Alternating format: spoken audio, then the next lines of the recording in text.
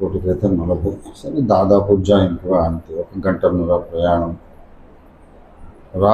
అర్ధరాత్రి దాటింది వాక్య పరిచర్య ముగించేశాను. 12 దాటిన తర్వాత అప్పుడు భోజనం చేశాం.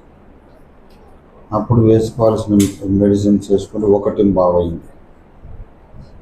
అసలు ట్రైన్ మిస్ అవుతుందేమో అనే టెన్షన్లో అందరూ ఉన్నారు. యేసయ్య కృప, ఆ ట్రైన్ కొంచెం అరగంట లేట్ అయింది మనకు. లేకపోతే అంత దూరం కారులో రాలేము. ఎలా తండ్రి అని ప్రార్థన చేశాను. యేసయ్య సహాయం చేశాను.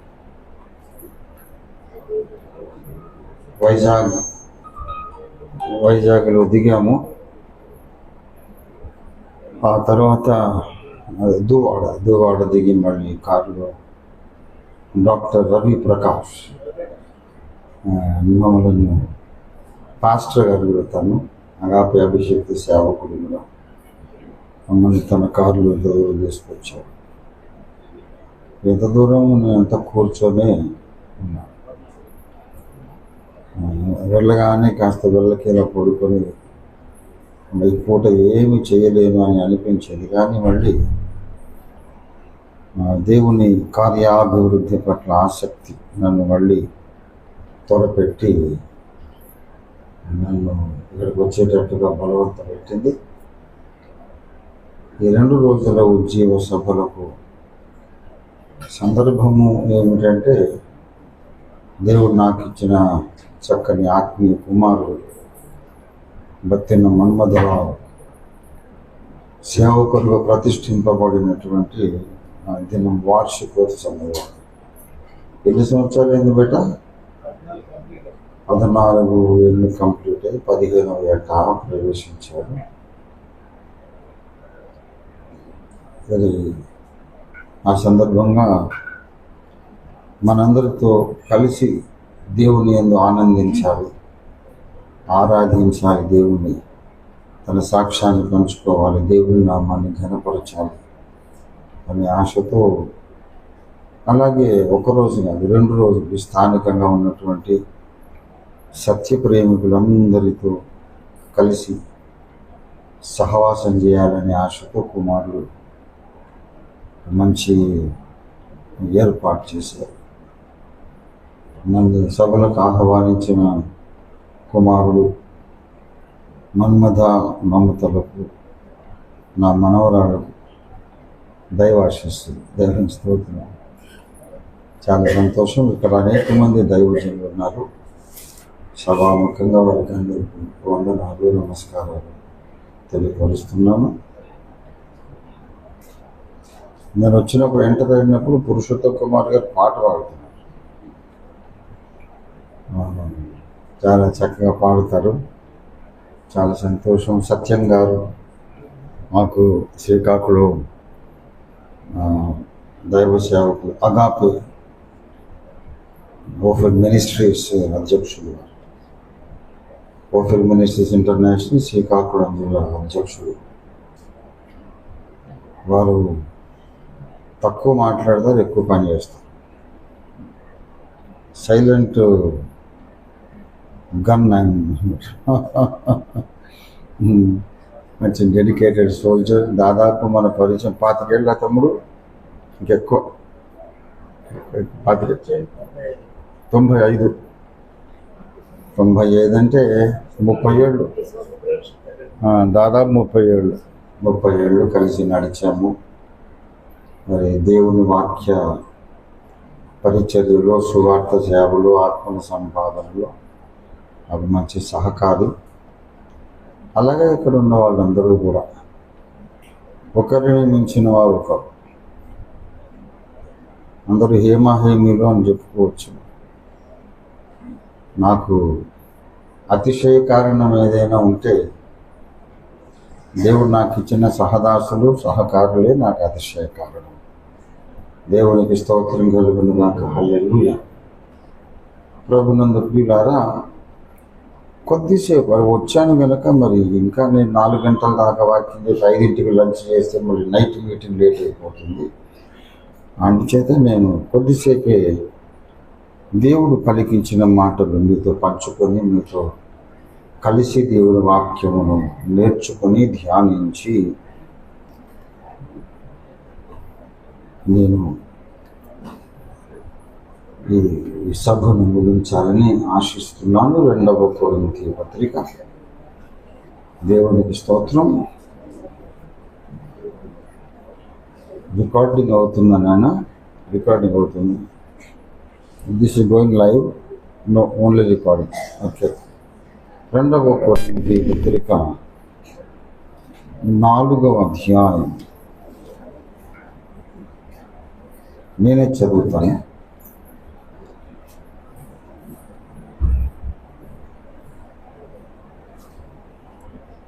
16-17 వచనాలు. కావున మేము అధైర్యపడము, మా బాహ్య పురుషుడు కృషించుచున్నను, ఆంతర్య పురుషుడు దినదినము నూతన పరచబడుచున్నాడు. మేము దృశ్యమైన వాటిని చూడక అదృశ్యమైన వాటిని నిదానించి చూచుచున్నాము.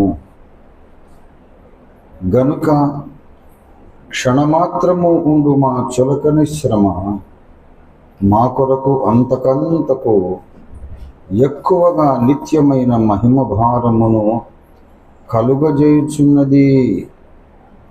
ఏలయనగా దృశ్యమైనవి అనిత్యములు, అదృశ్యమైనవి నిత్యములు. చిన్న మాట ప్రార్థించేద్దాం. ప్రేమ కలిగిన మా మహాపరిశుద్ధ తండ్రి, జీవాధిపతివైన మా యేసుదేవా, నీకు వందనాలు. సత్యదేవుడవు, నిత్యదేవుడవు, దేవాది దేవుడవు, రాజాధిరాజుడు, ప్రభువులకు ప్రభుడవు, మా సర్వము నీవే. ఈ జగత్తుకు విశ్వానికి కూడా సర్వము నీవే. నిన్ను మేము తగిన రీతిగా సంబోధించడం చేతకాని అప్రయోజకులము తండ్రి. నిన్ను ఎలా పిలవాలో మాకు తెలియదు, ఎలాగ సంబోధించాలో తెలియదు. నీవొకడు ఉన్నావని మాత్రమే తెలుసు, కానీ నిన్ను కూర్చిన వివరం పూర్తిగా మాకు తెలియదు నాయన. పూర్తిగా తెలియకపోయినా నీవు నిజముగా ఉన్నవాడవని రూఢిగా గ్రహించే భాగ్యాన్ని మాకు ఇచ్చారు. స్తోత్రం. స్వామి, పాలకొండ పట్టణంలో ఓఫీల్డ్ మినిస్ట్రీస్ ఇంటర్నేషనల్ అభిషిక్త దైవజనుడుగా గత అనేక సంవత్సరాలు, 14 సంవత్సరాల నుండి నీ సేవ చేస్తూ సంఘ నిర్మాణం చేస్తున్నటువంటి మీ దాసుడు, మీ దీన దాసుడు బత్తిని మన్మథరావు, వారి కుటుంబాన్ని బట్టి స్తోత్రాలు. వారి ద్వారా మీరు రక్షించిన ఆత్మల కొరకు, నువ్వు కట్టిన సంఘముల కొరకు నీకు వందనములు చెల్లిస్తున్నాం.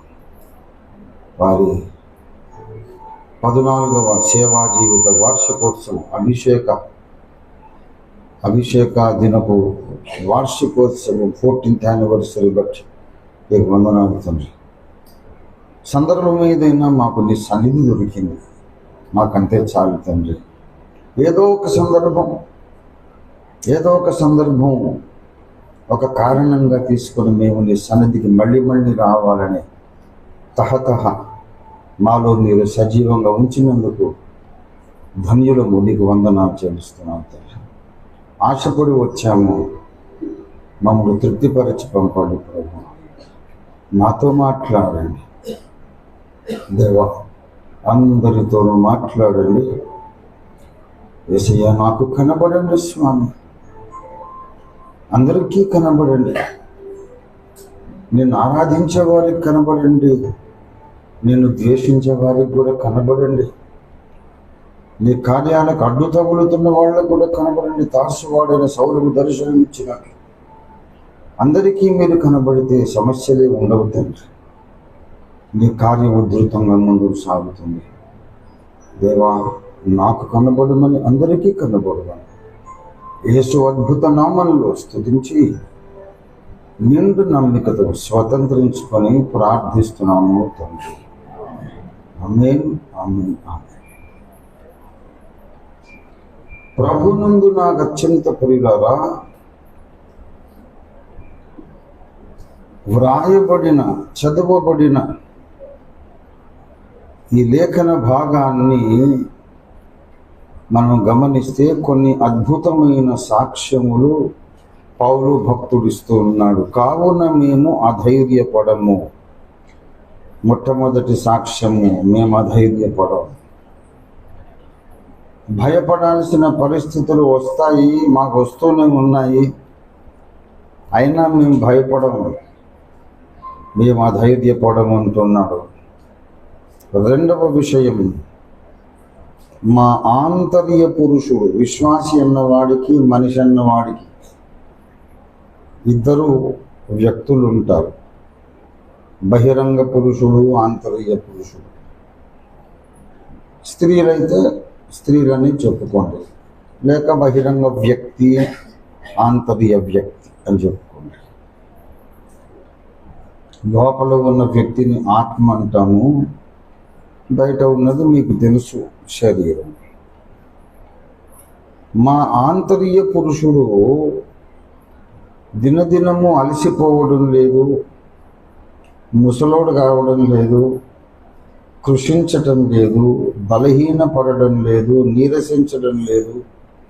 కానీ లోపలున్నవాడు నానాటికి నూతన పరచబడుతున్నాడు అంటున్నాడు. దేవునికి స్తోత్రం కలుగును గాక. హల్లెలూయా. అంటే పోయిన సంవత్సరం కంటే ఈ సంవత్సరం మా లోపలున్నోడికి ఎక్కువ బలం ఉంది. ఇవాళ కంటే రేపు ఎక్కువ బలం. దినము అంటున్నాడు.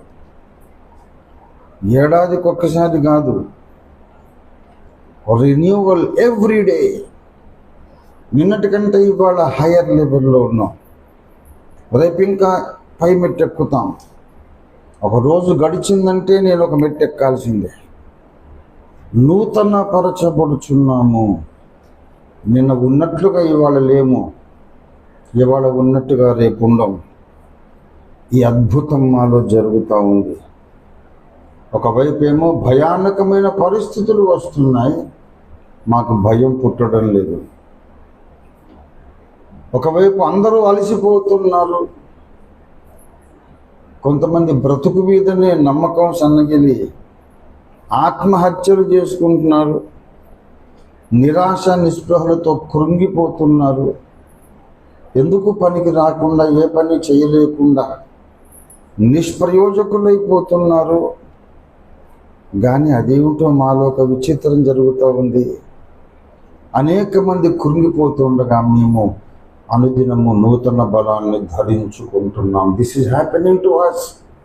ఇది మాలో ఉన్నటువంటి వాస్తవ జీవిత పరిస్థితి అంటున్నాడు అపోస్తలుడైన పౌలు.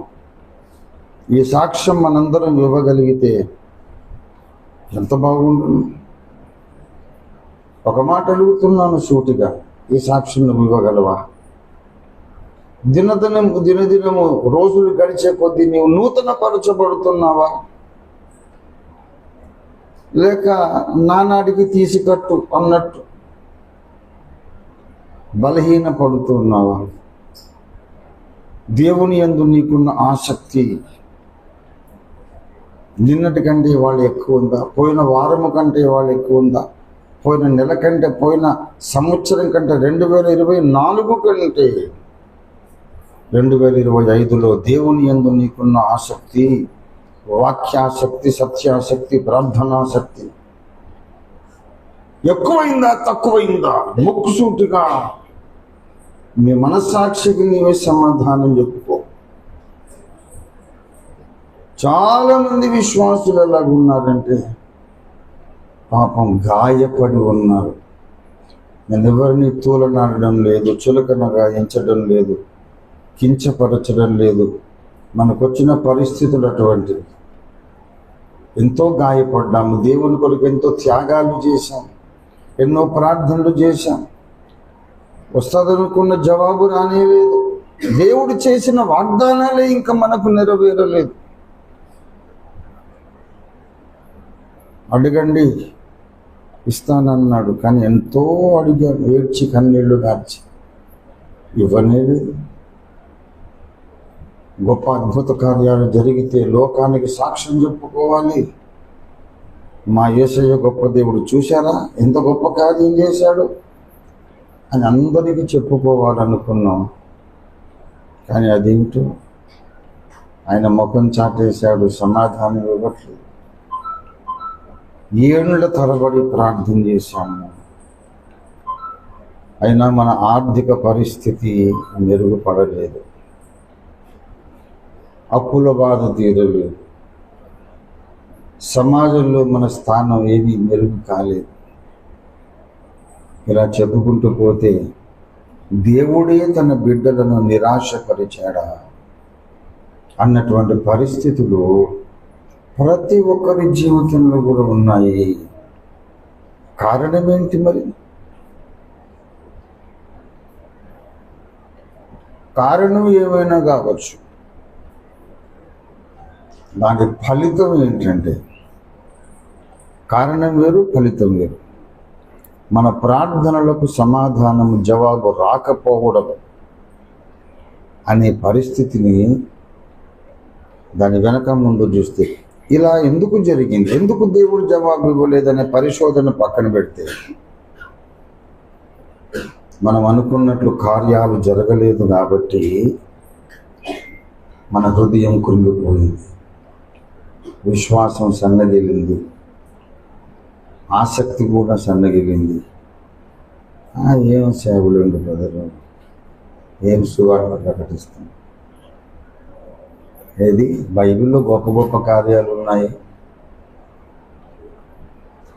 చెప్పుకొని సంతోషించడానికి తప్ప నా బ్రతుకులో నేను అనుకున్నట్లుగా ఏం జరగలేదు అనే వేదన. ఈ కడవరి కాలములు రాకడ సంభవించే తరంలో విశ్వాసులందరూ గుండెల్లో గూడు కట్టుకుపోయింది. ఉజ్జీవ సభలు అని మన్మథరావు గారు నిర్వహిస్తున్నారు. ఉజ్జీవం మనకు ఎందుకు కావాలి? ఉజ్జీవం ఎందుకు అంటే నిర్జీవ స్థితి వచ్చింది కాబట్టి. ఏమండి, బలహీనపడ్డాము కనుక ఇప్పుడు మనం మళ్ళీ నూతన పరచబడాల్సిన అవసరం వచ్చింది. ఒక్కొక్కరు ఏలియాలాగా, మోషేలాగా, పౌలులాగా, భగభగ మండుచున్నటువంటి హోరేబు పొదలాగా, షకీన మేఘము నిండినటువంటి ప్రత్యక్ష గుడారములాగా ప్రతి విశ్వాసి దేవుని మహిమ తేజస్సుతో ప్రకాశిస్తుంటే ఇంకా ఉజ్జీవ సభలు ఎందుకండి? ఉజ్జీవ సభలు అక్కర్లేదు. ఉజ్జీవం కావాలి, ఎందుకంటే జీవము లేని స్థితి సంభవించింది. ఇది క్రైస్తవ సమాజము యొక్క వేదన నేను చెప్తున్నాను. ప్రియ దేవుని బిడ్డలారా, అపొస్తలుడైన పౌలేమో దినము నూతన పరచబడుచున్నాడు. నేనొక్కడని లేదని మేము అన్నాడు. ఏమండి, మా బాహ్య పురుషుడు కృషించుచున్నను, మేము అధైర్యపడు. అంటే అప్పటి తరం ఆయన సహదాసులు, సహచరులు, సహకారులు, అనుచరులు, శిష్యులు, మొదటి శతాబ్దము నాటి విశ్వాసులందరూ కూడా ఇదే పరిస్థితి. మేమున్నాం, అందరూ కాకపోయినా ఆ అనుభవంలో చాలామంది ఉన్నారు. పౌలు ఉన్నాడు, లూకా ఉన్నాడు, ఎపఫ్రా ఉన్నాడు, తీతు ఉన్నాడు, తిమోతి ఉన్నాడు, అపోలో ప్రిస్కిల్లలు ఉన్నారు. బ్యాచ్ ఆఫ్ పీపుల్ ఉన్నారు. వాళ్ళు ఎలాంటి భయానక పరిస్థితి వచ్చినా అసలు భయపడడం లేదు. ఏడు సరిపోంటారు, మీరేమిటి మమ్మల్ని భయపెట్టేది అని ధైర్యంగా సంచరిస్తున్నారు. దేవుని పనిలో ముందుకు సాగుతున్నారు. మేము అధైర్యపడము, మా ఆంతర్య పురుషుడు దినదినం నూతన పరచబడుచున్నాడు. మరి దీనికి పరిష్కారం ఏమిటి? దీనికి పరిష్కారం ఏమిటి అంటే, ప్రియా దేవుని బిడలారా,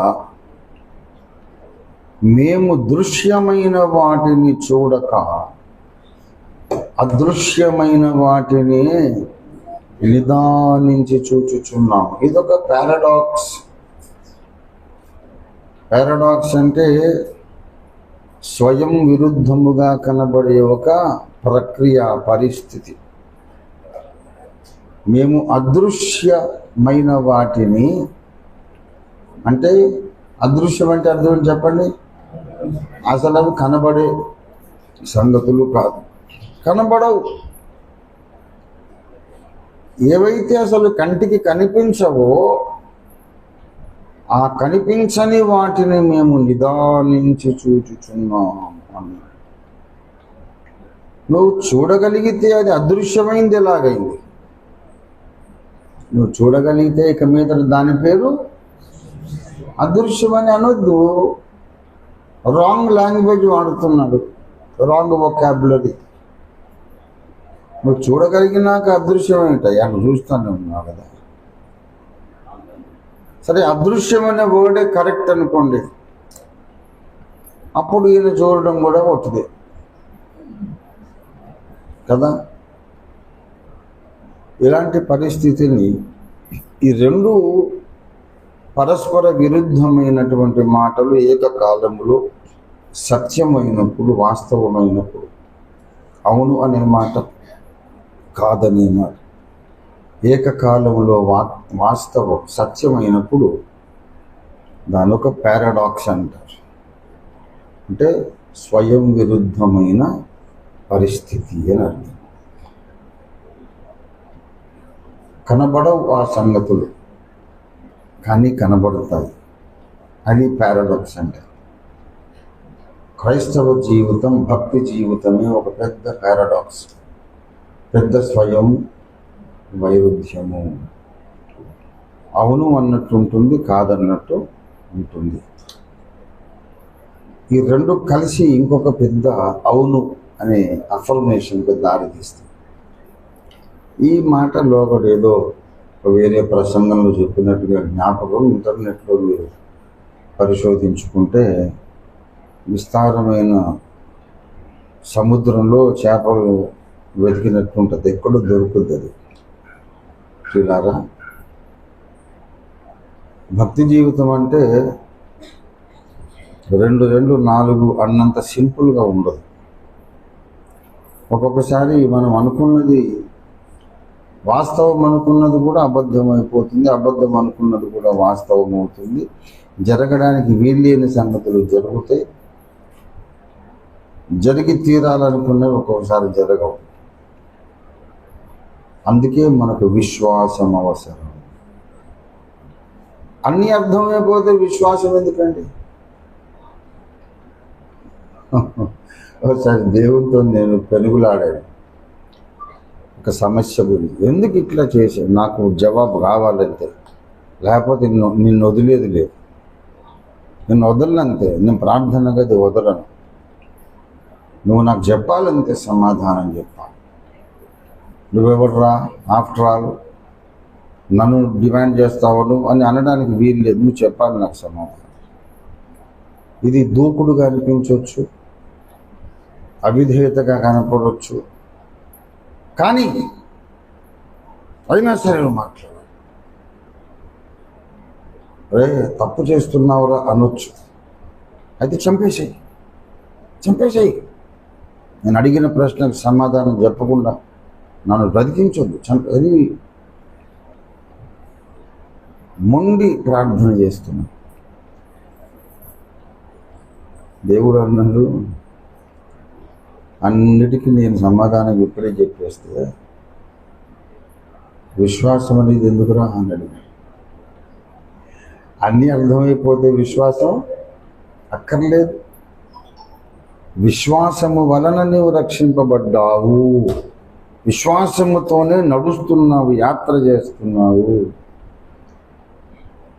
విశ్వాసము ద్వారా నీవు నడవమని ఎందుకు పెట్టాడంటే పద్ధతి, ఎప్పటికప్పుడు నీకు అగోచరమైన సంగతులు ఉంటానే ఉంటాయి. ప్రతిదినము ఏదో ఒకటి నీకు అర్థం కాని సంగతి ఉంటుంది కనుకనే అడుగు ముందుకు పడాలంటే నీకేం కావాలి? విశ్వాసం. ఈ సింపుల్ లాజిక్ మర్చిపోయి వెంటనే మనుషుల ముందు మాట్లాడేటప్పుడు పెద్ద మేధావిలాగా మాట్లాడతారు.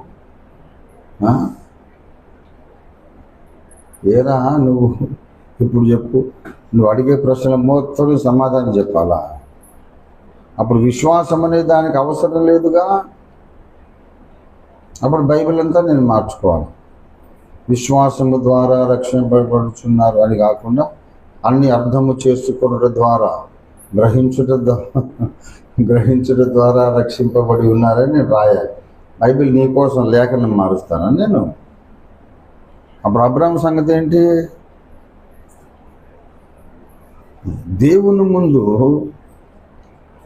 మనం పలికే మాటలు చాలాసార్లు వెర్రి మాటలుగా కనబడుతుంది. ఏదో పెద్ద తెలివైన వాళ్ళలాగా మాట్లాడితే ఎలీహు ప్రత్యక్షమైనట్టు దేవుడు జ్ఞానము లేని మాటలు చెప్పి ఆలోచన చెప్పి వీడెవడు అనండి. ఆయనేమో నేను దూరము నుండి జ్ఞానము తెచ్చుకుందును అంటున్నాడు.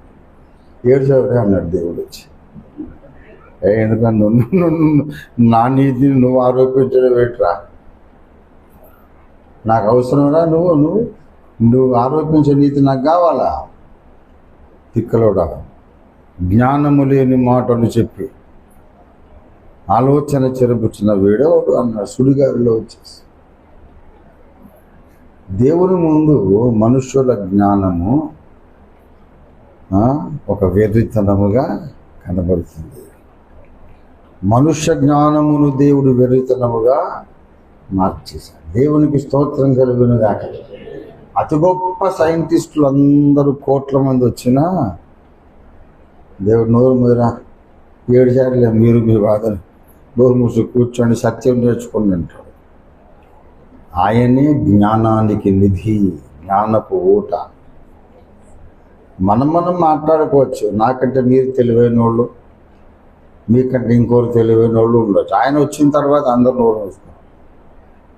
ఇంతసేపు మనం మాట్లాడుకునేవన్నీ సార్లే బోర్డు తెలివి మాట్లాడేది అని నోరు పోయిందండి. చూడారా, విశ్వాసము అనేది ఎందుకు అవసరము అంటే మనకు అన్ని అర్థము కావు కనుకనే విశ్వాసం అవసరం. ఇక్కడ ఒక పారాడాక్స్ కనబడుతుంది, స్వయం వైరుధ్యం. మేము అదృశ్యమైన వాటిని, కనబడని వాటిని నిదానించి చూచుచున్నాము. కాబట్టి మాకు ఇంకో 3వ అనుభవం కలిగింది. మొదటి అనుభవం ఏంటి? మేము అధైర్యపడము. రెండవది, అంతరంగ పురుషుడు నూతన పరచబడుచున్నాడు. మూడవది 18వ వచనములో అంతకంతకు మాకు ఎక్కువైన మహిమ భారము కలుగుతుంది. ఒకప్పుడు మన మీద ఉండింది పాప భారం, ఆదాము నుండి కలిగిన శాప భారము. ఇప్పుడేమో మహిమ భారమట. దేవునికి స్తోత్రం కలిగిన కాక హల్లెలూయా. అంటే మహిమ ఎవరిది? దేవునిది. వీళ్ళు అదృశ్యుణ్ణి చూసి నడుస్తున్న కొలది దేవుడు నాకు నచ్చావురా నువ్వు అని చెప్పి ఒకరోజు ఒక చెంచాడు మహిమ వాడిలో పోశాడు. ఓయిక ఎగిరి గంతులేసి ఆనందించి పరవశించి మురిసిపోయి నాట్యమాడి స్తుతించి ఆరాధించి ఒబ్బి తబ్బిబ్బులైపోయాడు. రెండో రోజు ఇంకొక చెంచాడు పోసాడు. మూడో రోజు ఇంకొక కప్పుడు మహిమ. అంటే కప్పుల్లో కొలుస్తామని కాదు, ఉదాహరణగా చెప్తున్నా. మహిమ అనే దాన్ని ఏం కొలతలు కొలుస్తారు? కిలోలా, లేకపోతే లీటర్లా, ఎలా కొలుస్తాం మనకు తెలియదు. కానీ ఎక్కువ మహిమ, ఇవాళ కంటే రేపు ఎక్కువ మహిమ పౌరులో నింపబడింది. ఎల్లుండి ఇంకా ఎక్కువ మహిమ నింపబడింది. ఇంత మహిమ నేను తట్టుకోలేను అనుకుంటున్నాడు పౌలు. ఆవుల ఎల్లుండి ఇంకా ఎక్కువ మహిమ నింపాడు. అంతకంతకు మహిమ భారము. దేవా, ఇంత మహిమ నేను తట్టుకోలేను. చెప్పన శక్యమైన పరలోక మహిమ, దైవ మహిమ నాలో నిండిపోయిందయ్యా. ఆనందిస్తున్నాను, పరవశిస్తున్నాను, కానీ తట్టుకోలేకపోతున్నానయ్యా అంటున్నాడు. దేవునికి స్తోత్రం కలుగునుగాక. ఈ పరిస్థితి ఈనాడు ఎంతమందికి ఉన్నది అని నేను అడుగుతున్నాను. నానాటికి అధికమగుచున్న మహిమ భారం ఎంతమంది అనుభవిస్తున్నారు? నానాటికి ఎంతమంది నూతన పరచబడుచున్నారు? ఎంతమంది ఎలాంటి పరిస్థితులకైనా జడియకుండా, భయపడకుండా, అధైర్యపడకుండా ధైర్యంగా నిలబడ్డారు? చెప్పండి. ఎక్కడో ఏదో మిస్ అయిపోతున్నాం మనం. పౌలు ఉన్నటువంటి ట్రాక్ మీద మనం లేవు. పౌలు ఉన్నటువంటి ఆత్మ సంబంధమైన పట్టాల మీద మన బండి ఉన్నట్టు లేదు. ఆయన ఉన్న పట్టాల మీదనే మన బండి కూడా ఉంటే అవే స్టేషన్లు వస్తాయా రావా? ఏమండి, ఇప్పుడు మనకు వేరే స్టేషన్లు వస్తున్నాయి. ప్రయాణించే కొద్దీ భయం అనే స్టేషన్ వచ్చింది, డిప్రెషను, అనుమానం, ప్రార్థన మీద ఆసక్తి లేదు. ఏం క్రైస్తవ జీవితంలో ఏదోనండి, పైకి చెప్తే బాగుండదు కానీ లోపల మాత్రం అంటే దేవుడు నాకు అన్యాయం చేశాడు అన్న ధోరణి పౌలుకు రాలా. ఆయనకంతా కూడా ఉజ్జీవం ఎప్పటికీ సమృద్ధి జీవం అనే ట్రాక్లో ఉన్నాడు ఆయన. యేసయ్య చెప్పలేదు, నేను గొర్రెలకు జీవము కలుగుటకును ఆ జీవము సమృద్ధిగా కలుగుటకు వచ్చానన్నాడు యేసయ్య. ఆ పట్టాల మీద నడిచింది పౌలన్న బండి. సమృద్ధి జీవితం, సమృద్ధిగా ఆనందం, చెప్పన శక్యము, మహిమాయుక్తమైన సంతోషం. ఇవాళ కొంచెం సంతోషమైతే రేపు ఇంకా సంతోషం, ఎల్లుండి ఇంకా సంతోషం. ఎటువంటి అద్భుతమైన జీవితం అండి. భూమి మీద పరలోకాన్ని అనుభవించాడు ఆ భక్తులు. నేను చెబుతున్నాను, ఆయనకు అలాగ ఉండింది, మనకి ఇలా లేదు కనుక మనం ఒట్టి వేస్ట్ అని చెప్పేవాడిని అయితే నేను కూడా పెద్ద వేస్ట్. అందరూ వేస్ట్ అని చెప్పడానికి అట్లా నేను పిలిచి కూర్చోబెట్టి మైక్ ఇచ్చింది. నేను పిలవకపోయినా బాగుండు కదా. పౌలన్న ఉన్నతమైన అనుభవంలో ఉన్నాడు, మీరేమో తుస్సుమన్నారు, గాలిపోయిన టైర్, పంచర్ అయిన టైర్ లాగా ఉన్నారు. మీ క్రైస్తవ జీవితం వేస్ట్, మీకు భక్తి లేదు, పరిశుద్ధత లేదు, మీలో పరిశుద్ధాత్మ లేడు అని అందరినీ నిరాశపరిచేవాడిని అయితే దానికి ఇంత ఖర్చు పెట్టి ఇంత సభలు పెట్టే అవసరం లేదు. నేను మీకు విన్నవించేది ఏమిటంటే, దేవుడు పక్షపాతి కాడు, మొహమాటము లేనివాడు, మనుష్యుని ముఖమును లక్ష్యపెట్టనివాడు, నీతిగల న్యాయాధిపతి, అందరికీ ఉపకారి. పౌలన్న జీవితంలో ఏ గొప్ప కార్యాలు చేశాడో 100% కాదు, 1000% నీ జీవితంలో కూడా దేవుడు తప్పక జరిగించి తీరుతాడు. ఇది మనం నమ్మాలి. నువ్వెవరైనా సరే, నేనంత గొప్ప మనిషిని కాదండి, సామాన్యురాలిని, నేను సామాన్యుడిని, నేనంత పెద్ద చరిత్ర కలిగిన వాడిని కాదు, ఆఫ్టర్ ఆల్ నేనెంతండి అని నిరాశపడొద్దు. మన ముందు పౌలు గొప్పవాడు, మన ముందు పౌలు గొప్పవాడు. దేవుని ఎదుట పౌలైనా నీవైనా సమానమే. దేవునికి స్తోత్రం కలిగినదాక. నీకైనా పౌలుకైనా ఆయన కన్న తండ్రి, నీకైనా పౌలుకైనా ఆయనే కాపరి, రక్షకుడు, సంరక్షకుడు, పోషకుడు, విమోచకుడు, ఉపదేశకుడు, చెక్కుతున్న శిల్పకారుడు. ఆయనే నీ రక్షణ పత్రము మీద, పౌలు యొక్క రక్షణ పత్రం మీద షూరిటీ సిగ్నేచర్ చేసినాడు ఆయనే.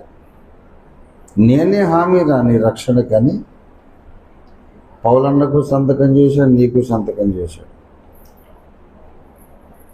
దేవుని ముందు ఎవరైనా ఒకటే.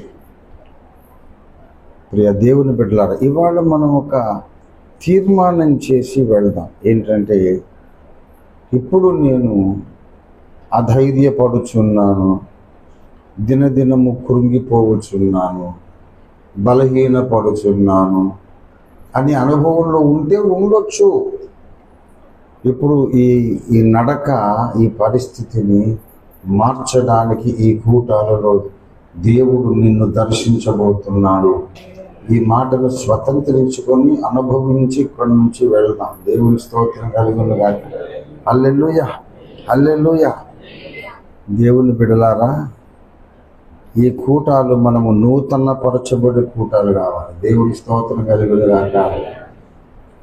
మనము అదృశ్యమైన వాటిని నిదానించి చూడటం నేర్చుకునే కూటాలు కావాలి. దేవుని స్తోత్రం. ఎప్పుడైతే నీవు కనిపించని వాటి మీద దృష్టి పెట్టగలుగుతావో నీ జీవితంలో రాడికల్ చేంజ్, ఒక విప్లవాత్మకమైన మార్పు వచ్చేస్తుంది. చూసే వాటిని అందరూ చూస్తారండి, నువ్వు కూడా వాటినే చూస్తే నీ గొప్పతనం ఏముంది? ఈ చెట్లు, గుట్టలు, నదులు, ఇళ్ళు, వాకిళ్ళు, ఈ అడవులు, ఇవన్నీ జంతువులు, మనుషులు, వీళ్ళ అందరినీ కూడా మానవులు, జంతువులు, పశుపక్ష్యాదులు అందరూ చూస్తారు. ఆదాము పిల్లలందరూ చూస్తారు. మరి నీ స్పెషాలిటీ ఏముంది? ఎవ్వరూ చూడలేని వాటిని నువ్వు చూడగలగాలి. అది సాధన చేయాలి. అది సాధ్యమే అని ముందు నీవు నమ్మాలి. దేవునికి స్తోత్రం కలుగును గాక. సాధ్యము అంటే ఏంటో తెలుసా? సాధ్యం అనే మాటకు వ్యుత్పత్తి, ఆరిజిన్ ఆఫ్ ద వర్డ్ సాధ్యము అనే సంస్కృత భాష పదానికి సాధించగలిగినది, సాధించడానికి అవకాశం ఉన్నది సాధ్యము. ఏంటి? వాచ్యము అంటే పలుకడానికి అవకాశం ఉన్నది వాచ్యము, పలుకబడినది వాక్యము. ఇలాగా సాధ్యం అనే మాటకే అర్థం ఏంటంటే అది నీవు సాధించడానికి అవకాశం ఉన్నదైతే దాన్ని సాధ్యం అంటాం. గనుక ఏదైనా నీవు సాధించాలంటే ముందు మొట్టమొదట నువ్వు చేయాల్సింది ఏంటంటే, ఇది నేను సాధించగలుగుతాను, నేను సాధించడం దేవుని చిత్తము, దేవుడు నాకు సహాయం చేస్తాడు. పౌలేమి గాలిలో చూడిపడలేదు, మెల్కీసెదెకులాగా ఆయనేమి తల్లి లేనివాడు, తండ్రి లేనివాడు, వంశావళి లేనివాడు ఏం కాదు. పౌలు కూడా నాలాగా నీలాగా ఆదాము హవ్వల రక్తాన్ని పంచుకు పుట్టినవాడే. పౌలు శరీరములో కూడా పాప మరణముల నియమం ఉన్నదా లేదా? నేను దూషకుడును, హానికరుడును, హింసకుడును అన్నాడా లేదా? నేను ప్రధాన పాపిని అన్నాడా లేదా? ఇంకా నువ్వు అనలేదా మాట? నాదే ఉంది, నేను చిన్న పాపిని సార్ అన్నా. నేను అంత గొప్ప పాపినిగా అందరూ తగ్గించుకున్నాం మనం. ఏమండి, నేను గొప్ప గాయకుడిని కాదు, మామూలు గాయకుడిని, మామూలు విశ్వాసిని అన్నిట్లో తగ్గించుకున్నట్టు నేను పాపిని అనే దగ్గర కూడా తగ్గించుకున్నాను. అబ్బో నేనే అంత పెద్ద పాపిని, నేను చాలా చిన్న పాపిని చాలని. అయితే పౌలు మాత్రం అక్కడ తగ్గించుకోలే. మీ అందరికంటే గొప్ప పాపిని నేనే అన్నాడా లేదా?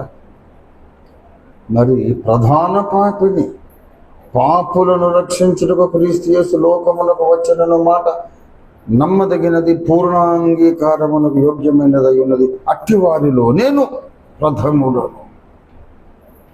అట్టి ప్రధాన పాపినైన నా యందు దేవుడు తన దీర్ఘశాంతమును కనపరిచాడు.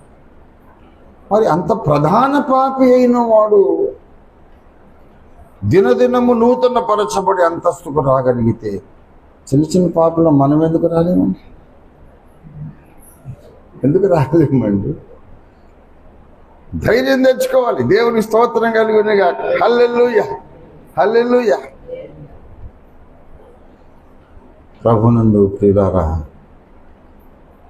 యేసయ్య కృప వర్ణింపనలవిగా అని ఒక ఆశ్చర్యకరమైన శక్తి దేవుని కృప. ఎన్ని అద్భుత కార్యాలు చేస్తుందో. దేవుని కృప అనేది ఒక ఆశ్చర్యకరమైన అంశం. ఏదైతే ధర్మశాస్త్రము దేనిని చేయజాలకపోయేనో, మానవుల కృషి సాధన ఏది చేయజాలకపోయేనో ఆ కార్యాన్ని మన బ్రతుకుల్లో, మన జీవితంలో జరిగించే అద్భుతమైన దైవశక్తి పేరే కృప. దేవునికి స్తోత్రం కలుగును గాక. హల్లెలూయా. దేవుని బిడ్డలారా, మేము అధైర్యపడము అనే అంతస్తుకు దేవుడు మనల్ని కూడా తీసుకురాగలడా లేదా? ఏమండి? పౌలు గొప్ప పాపే, మనం గొప్ప పాపలమా? చెప్పరేంటండి? ఏమండి? ప్రశ్న కష్టంగా ఉందా?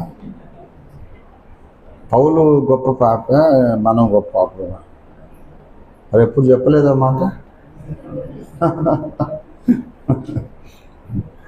డెఫినెట్గా ఆయన ధర్మశాస్త్రము వలనైన నీతి విషయములో అనింద్యుడు.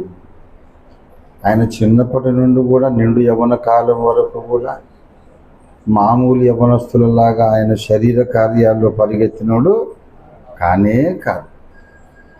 ధర్మశాస్త్రము వలనైన నీతి విషయంలో పౌర భక్తుడు అనింద్యుడు. అలా వేలెత్తి చూపటానికి ఎవరికి అవకాశం ఇవ్వకుండా బ్రతికాడు ఆయన. బాల్యము నుండి నేను బ్రతికిన బ్రతుకు ఎలాంటిదో మా ఊళ్ళో వాళ్ళని అడగండి చెప్తారనేసి. మనం చెప్పగలం ఆ మాట? ఎవరినైనా అడగండి, మా ఊళ్ళో వాళ్ళని అడగండి సార్, వాళ్ళు అన్నీ చెప్పేస్తారు.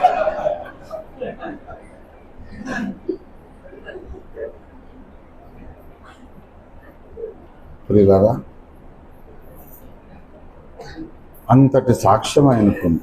నేను బాల్యము నుండి బ్రతికిన బ్రతుకు ఎలాంటి. ఆయన ఆడపిల్లలు వెంటబడి రాగింగులు చేసి, వ్యభిచారాలు, జారత్వాలు చేసి, దొంగతనాలు చేసి, అబద్ధాలు, మోసాలు బ్రతికినోడు కాదు. ధర్మశాస్త్రం ఏది చేయొద్దని చెప్పిందో అది చేయలేదంతే. ఏది చేయమని ఆజ్ఞాపించిందో, ధర్మశాస్త్రం ఏది ఆజ్ఞాపించిందో అది చేశాడంతే. విశ్రాంతి దినాలు పాటించాడు. అన్ని ఆజ్ఞలు, కర్మకాండ అన్నీ పాటించాడు.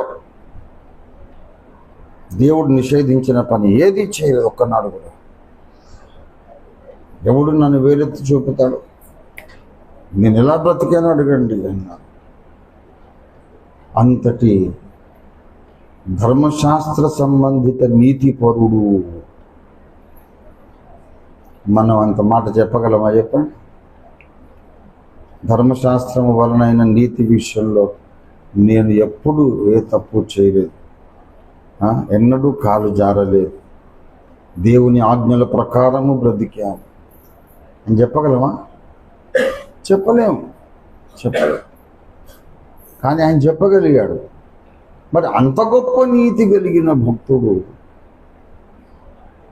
నేను ప్రధాన పాపిని ఎందుకన్నాడు అంటే, సంఘమును హింసించినందున, క్రీస్తును హింసించినందున,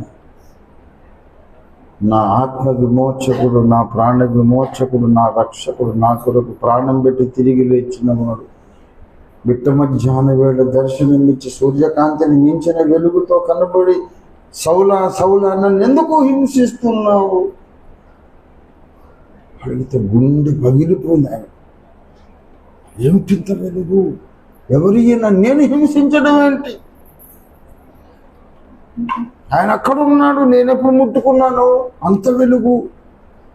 నేను ఎలా ఎప్పుడు వెళ్ళాను అక్కడికి?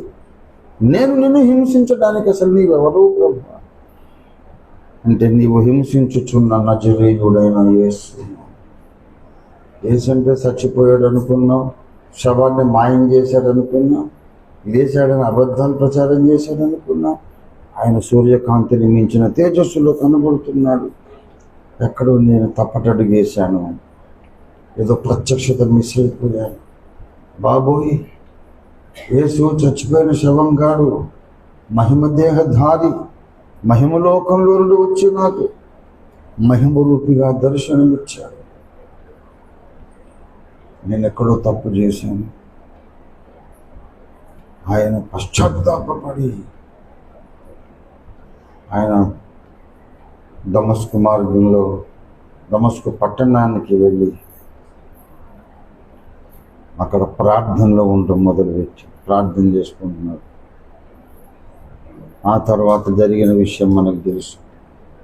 ఆ తర్వాత ఇంకో సంగతి చేశాడు. మరి గమలీయేలు పాదముల చెంత నేను ధర్మశాస్త్రము నేర్చుకున్నాను. అలాంటి మహాపండితుని పాదాల దగ్గర నేను ధర్మశాస్త్రం నేర్చుకున్నప్పుడు ఈ పాయింట్ ఎలా మిస్ అయ్యాను? లేఖనములలో చెప్పబడినటువంటి బలి పశువు, ఈ మెస్సియా ముందు బలి పశువు అవుతాడు, తర్వాతే రాజాధిరాజుగా వస్తాడు. మెస్సియా 2 రాకడలలో వస్తాడు. నేను ఎలా మిస్ అయిపోయాను? గమలీయేలు నాకు చెప్పలేదే అని ఆశ్చర్యంతో దేవుడిని అడిగితే దేవుడు అన్నాడు, గమలీయేలు పాదాల దగ్గర కాదు బాబు, ధర్మశాస్త్ర ప్రదాతనైన నా పాదముల దగ్గర నువ్వు ధర్మశాస్త్రం అధ్యయనం చేయాలి. దేవునికి స్తోత్రం కలుగును గాక. అప్పుడు బుర్ర వెలిగింది. అసలు రాంగ్ స్టెప్ అంతా అక్కడ పడింది. లేఖనాలకు మానవుల వ్యాఖ్యానాన్ని నేను నేర్చుకున్నాను తప్ప లేఖనాలకు లేఖన ప్రదాత యొక్క వ్యాఖ్యానం ఏంటో నేను కనుక్కోలేదు. గనక ఆయన సన్నిధిలో మోకరిస్తాను. ఏ దేవుడైతే మోషేకు ధర్మశాస్త్రాన్ని ఇచ్చాడో ఆ దేవుని పాదాల చెంత మోకరిస్తాను. ఎక్కడ ధర్మశాస్త్రం ఇచ్చాడో అదే స్పాట్లో మోకరిస్తానని సీనాయి కొండ ఎక్కేసాడు. ధర్మశాస్త్రాన్ని దేవుడు ఎక్కడిచ్చాడు? సీనాయి పర్వతం మీద ఇచ్చాడు. ధర్మశాస్త్ర ప్రతి తీసుకొని ఆ కొండ మీద ఎక్కేశాడు. గలతీ పత్రిక 1వ అధ్యాయము 16-17 వచ్చిన ఆయనను నా యందు బయలుపరపను అనుగ్రహించినప్పుడు మనుష్య మాత్రులతో నేను సంప్రదింపలేదు. నాకంటే ముందుగా అపొస్తలుడైన వారి యొద్దకు యెరూషలేమునకైనా నేను వెళ్ళను లేదు, కానీ వెంటనే అరేబియా దేశములోనికి వెళ్ళి తిని. అరేబియా దేశములోనికి ఎందుకు వెళ్ళాడు? అరేబియా దేశానికి ఎందుకు వెళ్ళాడండి అంటే, గలతీ పత్రిక 4వ అధ్యాయం 25వ వచనం చూడండి. ఈ హాగరు అనున్నది అరేబియా దేశములో ఉన్న సీనాయి కొండ. అరేబియా దేశానికి వెంటనే వెళ్ళాడు. దేవదర్శనము, ప్రభు దర్శనం కాగానే వెంటనే ఎక్కడికి వెళ్ళాడు? అరేబియా దేశం. అక్కడ ఎవరున్నారు బాబు? ఏముంది అక్కడ? అక్కడ సీనాయి కొండ ఉంది. కొండెక్కేశాడు. తండ్రి, ఇదే స్థలములో మోషేకు నువ్వు ధర్మశాస్త్రం ఇచ్చా, ఇక్కడ నాతో మాట్లాడు. అసలు ధర్మశాస్త్రము సారము, ధర్మశాస్త్రము యొక్క ఎసెన్స్, సారము నీవే, మరియ కుమారుడి అనే పాయింట్ నేను ఎలా మిస్ అయిపోయాను? ఎంత దారుణమైన పనులు చేశాను, ఎంత కృంగిపోయాడంటే, నేను చిన్ననాటి నుండి అబద్ధం ఆడొద్దు, విగ్రహారాధన చేయొద్దు, ఇంకేమేమో శరీర పాపాలు చేయొద్దు అని నియమ నిష్ఠలతో జీవించినంతా ఇప్పుడు వ్యర్థమైపోయింది. ఏ దేవుడైతే ఈ ఆజ్ఞలను ఇచ్చాడో ఆ దేవుని ఆజ్ఞలన్నిటినీ పాటించి ఆజ్ఞలిచ్చిన దేవుని హింసిస్తున్నాను. నా పాపానికి అసలు పరిహారం ఉందా? నిష్కృతి ఉందా? గుండెలు పగిలి రోధించి ఉంటాడు. ఎన్ని రోజులు ఉన్నాడో మనకు తెలియదు. అప్పటి నుండి ఆయనకు ఒక విరిగి నలిగిన మనసు వచ్చేసి, నా స్వనీతి వ్యర్థం, ఏదో గొప్పగా బతికేశాను, నీతిగా బ్రతికేశానని, అందరికంటే నేను గొప్ప నీతి పరుడని విర్రవీగి సంచరించాను. కానీ నేను చాలా దౌర్భాగ్యుడిని. ధర్మశాస్త్రము నేను నెరవేరుస్తూనే ధర్మశాస్త్రములు ఇచ్చినటువంటి ఆ దేవుణ్ణి హింసించేశాను. అందుకు నేను ప్రధాన పాపిని అన్నాడు. నేను ప్రధాన పాపిని అన్నాడు అంటే చండాలమైన పనులన్నీ చేశాడు. తింటూ త్రాగుతూ వ్యభిచారము, జారత్వము, నరహత్యలు, దొంగతనాలు, దోపిడీలు చేస్తూ బ్రతికాడని అర్థం కాదు. కాదు కాదు అట్లాంటివి పౌరులకు 1000 ఆమడలు టూరు. వాటి వాసనే తెలియదు ఆయనకు అసలు. నిప్పులాంటి జీవితం జీవించాడు. ఇప్పుడు గుండెలు పగిలి రోధిస్తున్నాడు. నాకన్నా పెద్ద పాట లేదండి. ఎందుకు? ఎన్ని వ్యభిచారాలు చేశావు, ఎన్ని దొంగతనాలు చేశావు? అట్లాంటివే లేదండి. కానీ ఇవన్నీ చెయ్యొద్దని చెప్పిన పెద్ద ఆయనను హింసించారు. అంతకన్నా ఘోర పాపం ఉందా? అందుకే చెబుతున్నాను, పాపములన్నిటిని మించిన పాపము రక్షకుణ్ణి తృణీకరించుట. ఆ పాపము కూడా చేసినటువంటి ఆ పౌలును దేవుడు కనికరించి, తెలియక అవిశ్వాసము వలన చేశాడు గనక కనికరించి దర్శనమిచ్చాడు. ఒక చక్కని పాట, పాతకాలం పాట ఉండేది. ఎంత పాపినైనను యేసు చేర్చుకొనును,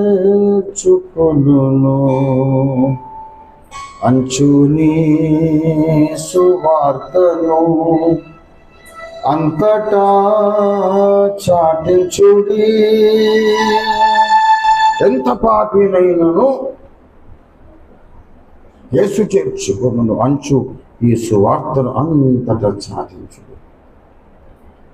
హల్లెలూయా, దేవునికి స్తోత్రం. దేవుని బిడ్డలారా, అలాంటి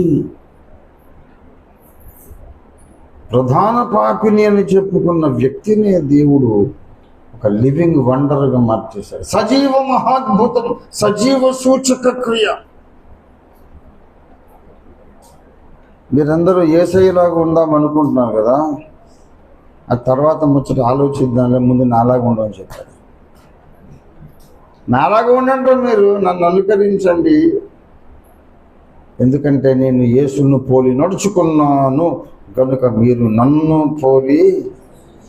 ఆయన అన్ని సాక్ష్యాలు ఎక్స్ట్రాడినరీ, అన్ని సాక్ష్యాలు కూడా మనం ఇవ్వలేని సాక్ష్యాలు. ధర్మశాస్త్రము వలనైన నీతి విషయములో నేను అనింద్యుడు, అది మనం ఇవ్వలేని సాక్ష్యమే. నేను ప్రధాన పాపిని అనేది కూడా మనం ఇవ్వలేని సాక్ష్యమే. మేము దినదినము నూతన పరచబడుచున్నాం అనేది కూడా మనం ఇవ్వలేని సాక్ష్యమే. ఆ తర్వాత నన్ను పోలి నడుచుకొనుడి అనేది కూడా మనం అసలే ఇవ్వలేం, మన పిల్లలకే చెప్పలేం. రే పిల్లలు నన్ను పోలి నడుచుకుంటారా, అత్త కోడళ్ళు దెబ్బలాడుకొని, ఆడపడుచులు కొట్లాడుకొని, శుద్ధ సంస్కృతులలో తిట్టుకొని, ఏమండి మేము నాలాగా ఉండమని ఏం చెప్తామో. ఒక చిన్న పాప ఈ టేబుల్ అంత ఉంది, ముద్దులు మూట కట్టే పాప. మీకు ఎవరికి తెలియదులేండి, ఇది 30 ఏళ్ళ కిందటి సంగతి చెప్తున్నా. అలా మీరు లొకేట్ చేయడానికి ట్రై చేయకండి. వీళ్ళు కావచ్చు, వాళ్ళు కావచ్చు. కొంతమంది ప్రసంగంలో ఏదైనా ఉదాహరణ చెప్తే ఆయన చుట్టూ నోళ్ళలో వీళ్ళై ఉంటారు వాళ్ళై ఉంటారని ఆ వేటలో పడతారు. ప్రసంగికులకు నేను ఒక చిట్కా చెబుతున్నాను, నా జీవితకాల రహస్యం. నిజ వాస్తవ జీవితములో నుండి ఏదైనా ఉదాహరణ నేను చెబితే అది కనీసం 30 ఏళ్ల కిందది ఉంటుంది. నిన్న మొన్నటిది నేను చెప్పాను, గుర్తుపెట్టుకోండి. నా సాటి బోధకులందరూ ఇలాగే ఉండాలి. నిన్న మొన్నటి సంగతులు మీరు చెప్పొద్దు. మీ ఆత్మీయ స్థితి సరిగా లేదని అర్థం. కొంతమంది బోధకుల ప్రసంగాలు వింటే ఆయన వారమంతా అన్నిళ్ళు తిరిగి దర్శించి ఆ ఇంటి కొట్లాట ఈ ఇంటి కొట్లాట అంతా ఇప్పుడు ప్రసంగంలో చెప్తాం. అందుచేత వాళ్ళు తెలుసుకుంటారు,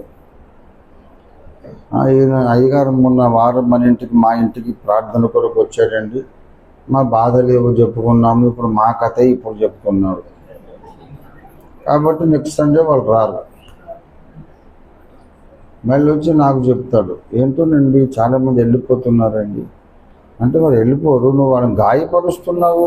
లౌక్యం తెలుసుకోవాలండి, లోకజ్ఞానం ఉండాలి బోధకుడికి. దైవజ్ఞానం ఉన్నా లేకపోతే లోకజ్ఞానం అయితే ఉండాలి, లౌక్యం ఉండాలి.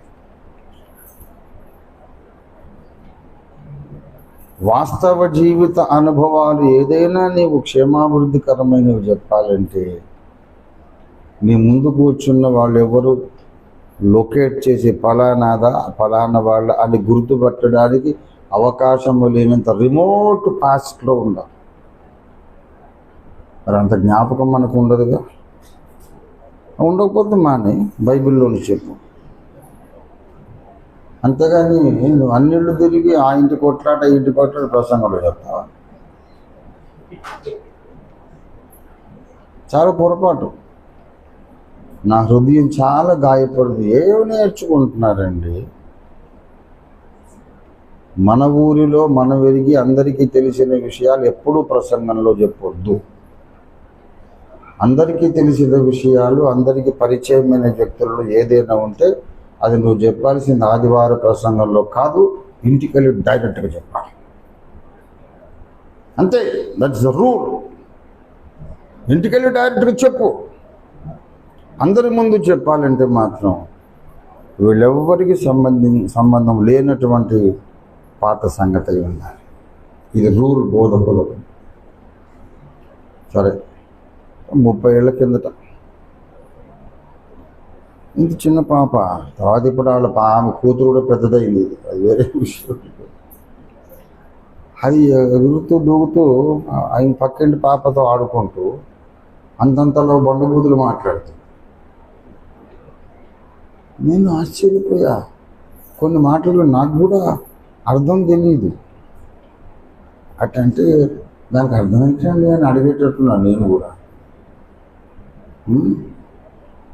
పాప, ఈ మాటలు ఎవరు చెప్పారు నీకు అంటే, అయ్యో అంకుల్ అన్నది నన్ను. ఇప్పుడైతే తాతయ్య అంటారుగా. అయ్యో అంకుల్ నీకు తెలీదా? రోజు మా అమ్మ నాన్న ఇవే మాటలతో తిట్టుకుంటారు. వాళ్ళ అమ్మ నాన్న తిట్టుకుంటుంటే దీనికి చక్కటి ఆ భాషా పాండిత్యం వచ్చేసి ఇప్పుడు వాళ్ళు ఆ అమ్మాయికి ఏం చెప్తారంటే, నన్ను పోలి నడుచుకోవద్దు అని చెప్పాలి కదా. నేను క్రీస్తుని పోలి మాట్లాడలేదు కనుక మీరు నన్ను పోలి మాట్లాడవద్దు. క్రీస్తులాగా నడిచిన వాడైతే నాలాగా నడవమని చెప్తాడు. వాళ్ళ నాన్న ఏం చేయాలి, బాగా తాగుబోతు, 4 పిల్లలు ఇది చిన్నది. వాడు అంటాడు బాగా ఫుల్గా తాగొచ్చి, ఏయ్ పిల్లలు అర్జెంటుగా మీరు ఇప్పుడు వెళ్ళి పాస్టర్ గారి దగ్గరికి వెళ్ళి రక్షణ పొందండి, తాగేసి వచ్చి, లేకపోతే మీ పేగులు బయటికి తీస్తాను అంటున్నాడు. ఆ పిల్లలు పాపం గోడకు నక్కి భయపడుతున్నారు. నాన్నగారు తాగి వచ్చాడు, నేను మీ పేగులు తీస్తాను, పోయి రక్షణ పొందన్నాడు. వీడు తాగి ఫుల్గా అరిసి అరిసి అలసిపోయి స్పృహ తప్పి పడిపోయి పొద్దున్న లేచి చెప్పగలడా, నా పిల్లలైన మీరు నన్ను పోలి అంటాడా? నన్ను పోలి నడుచుకొనుడి అని మనం అనగలగాలంటే దానికంటే ముందు ఇంకో మాట అనాలి, నేను క్రీస్తును పోలి నడుచుకున్నాను కాబట్టి అనాలి. అది లేకుండా ఇది ఉండదు. మనం ఇవ్వలేని సాక్ష్యాలు ఎన్నో పౌలను ఇచ్చాడు. కనుక పౌలు భక్తునిలో ఇంత అద్భుతమైన ఆధ్యాత్మిక అంతస్తును నిర్మించినటువంటి దేవుడు మరి నీలో నాలో ఎందుకు నిర్మించడు అనేది ప్రశ్న. దేవుడు తప్పకుండా నిన్ను నన్ను ఆ కొండ మీదకి ఎక్కిస్తాడు. దేవునికి స్తోత్రం కలుగునుగాక. హల్లెలూయా, హల్లెలూయా. నువ్వు నమ్మగలగాలి. ఎవడైనా కొండెక్కే ప్రయత్నం ఎప్పుడు చేస్తాడు? ఎక్కడం సాధ్యం అనుకుంటే ప్రయత్నం చేస్తాడు. నాకంటే ముందు చాలామంది కొండపైకి ఎక్కారు కనుక నేను కూడా ఎక్కుతాను. కష్టం కావచ్చు, ఆలస్యం కావచ్చు, టైం పట్టవచ్చు, మధ్య మధ్యలో కాలు జారవచ్చు, కింద పడవచ్చు, మళ్ళీ లేవచ్చు, పర్వాలేదు. నాకన్నా ముందు చాలామంది ఎక్కారు, నేను కూడా ఎక్కగలుగుతాను అనే నమ్మకం ఉంటే ఎక్కడం స్టార్ట్ చేస్తాం. నమ్మకమే లేదనుకో, ఆ నమ్మకం నేనేం ఎక్కుతాను అనుకుంటే అసలు ప్రయత్నమే చేయదు. పౌలు ఉన్న కొండ మీదకి నేను కూడా ఎక్కగలుగుతాను అని నువ్వు నమ్మితే దేవుడు నిన్ను తప్పకుండా ఎక్కిస్తాడు. దేవుని స్తోత్రం కలుగునుగాక. హల్లెలూయా. యేసయ్య వచ్చి నీ చేయబట్టుకొని ఎక్కడా నాయన పైకి ఎక్కంటే అది నా వల్ల కాదులే ప్రభు. పౌలు అంటే నువ్వు ఎక్కించగలిగావు, నన్ను నువ్వు ఎక్కించలేవు. నా సంగతి నీకు తెలీదు. నేను ప్రధాన పాపిని, ఒప్పుకోలేని పాపిని, నన్ను ఎలాగ ఎక్కిస్తావు? ఓహో అదే అని పరిస్థితి. సర్లే బాబు ఇక్కడ అని చెప్పి వెళ్ళిపోతాడు. స్వస్థత, విడుదల అనేది మొట్టమొదట నీ మైండ్ లోపల జరగాలి. దేవునికి స్తోత్రం కలుగునుగాక. యుద్ధము అనేది, పోరాటం అనేది ఇక్కడ ఉంది లోపల. ఇక్కడ యుద్ధము గెలవగలిగితే ప్రపంచాన్ని గెలవగలుగుతావు, విశ్వాన్ని గెలవగలుగుతావు. దేవునికి స్తోత్రం కలుగునుగాక. ఇక్కడ అన్ని రాంగ్ కాన్సెప్ట్స్ ఉన్నాయి, అన్ని పొరపాటు ఆలోచనలు ఉన్నాయి. దేవుడు కూడా నిన్నేం చేయలేడు, ఏం సహాయం చేయలేడు. మనం నమ్ముతాం. దేవుని స్తోత్రం కలుగునుగాక. నేను అధైర్యపడను.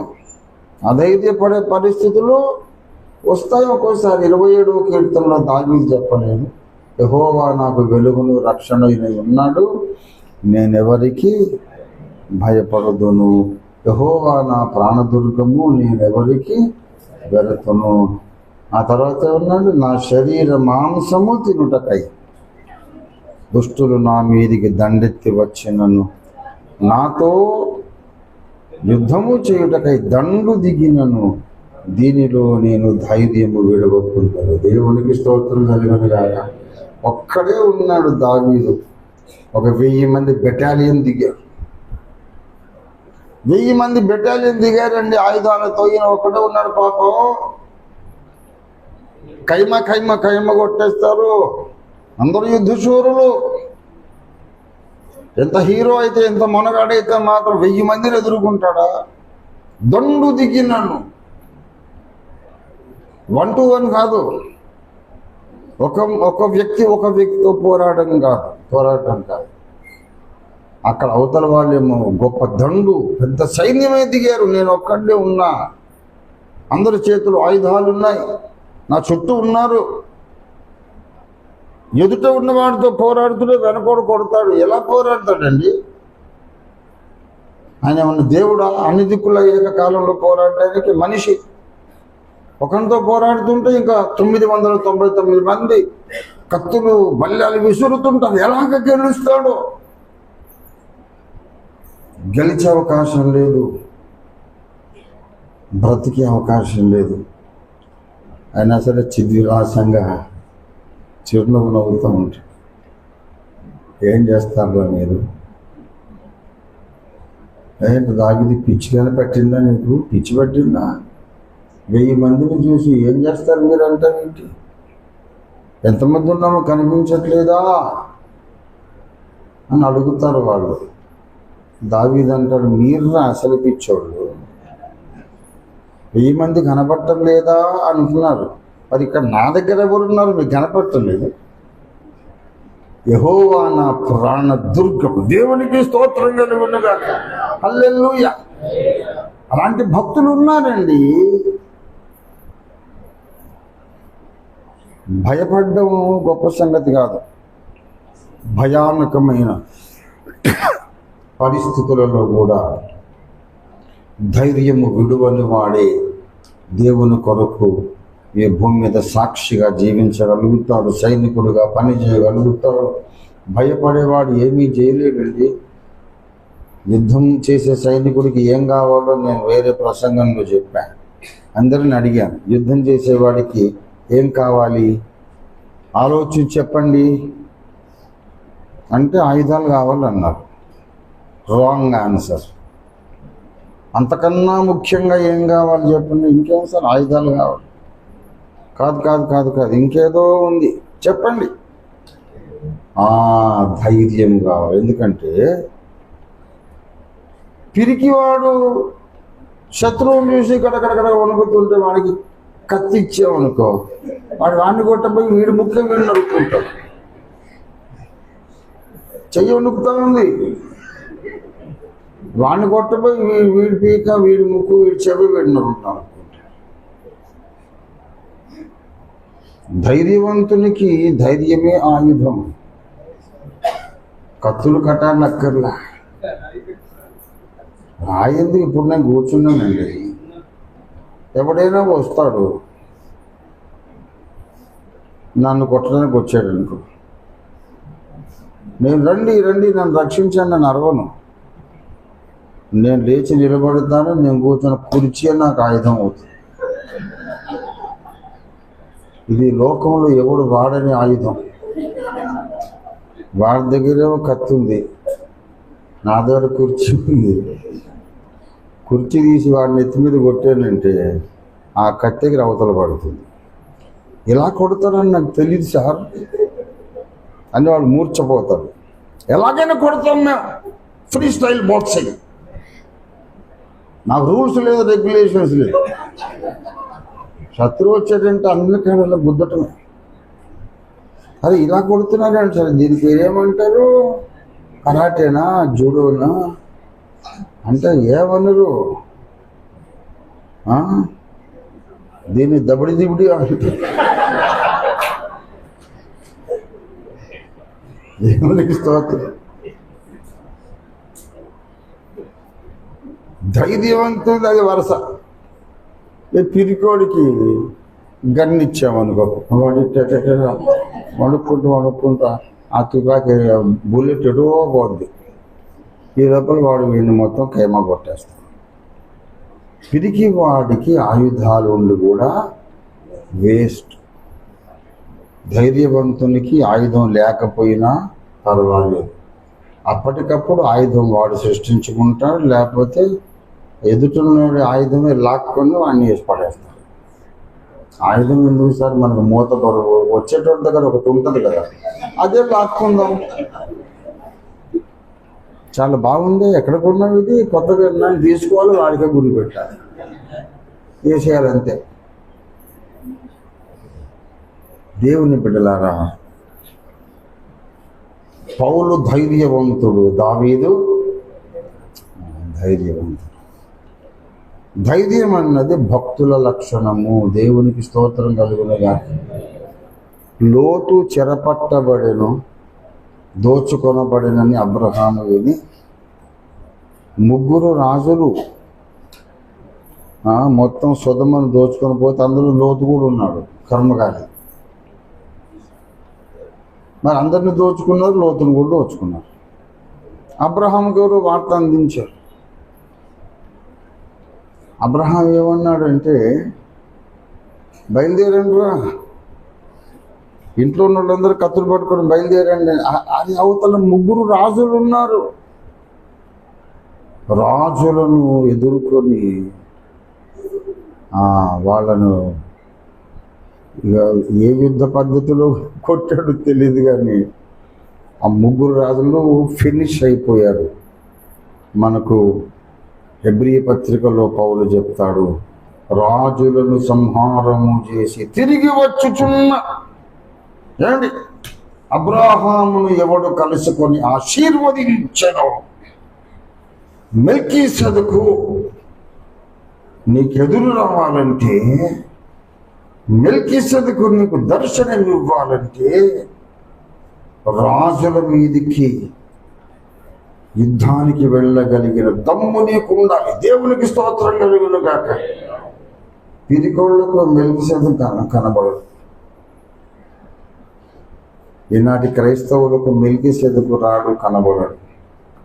ఎందుకంటే వీడు ఏమనుకుంటాడంటే, పోతుపోయిందిలే తమ్ముడు, వాడు నేను దోచుకొని పోయాడు, దేవుడు మనకి ఇవ్వలేదా, నేను నీకు ఇంకో 10 గేదెలు 10 గొర్రెలు మేకలు ఇస్తాను, మళ్ళీ మంద పెంచుకో, గొడవలు వద్దు బాబు మనకి, మనం ప్రశాంతంగా ఉన్నాం. అందుకే మెల్కీసెదెకు రాడు. అక్కడ అబ్రహాముకు ఎదురొచ్చాడు మెల్కీసెదెకు. అంతకుముందు అదే ప్రాంతాల్లో ఉన్నాడు ఆయన. నీతికి రాజు, సమాధానపు రాజు, సర్వోన్నతుడు, దేవునికి యాజకుడు, అక్కడే ఉన్నాడు. అబ్రహాం ముందుకు రాల.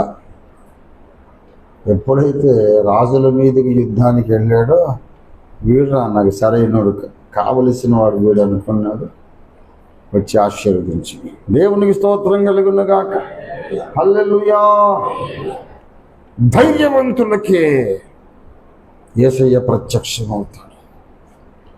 ఈ జీవిత స్థితిగతులను ధైర్యంగా ఎవరు ఎదుర్కొంటారో వాళ్ళ దగ్గరికి యేసయ్య రావడానికి ఇష్టపడతాడు.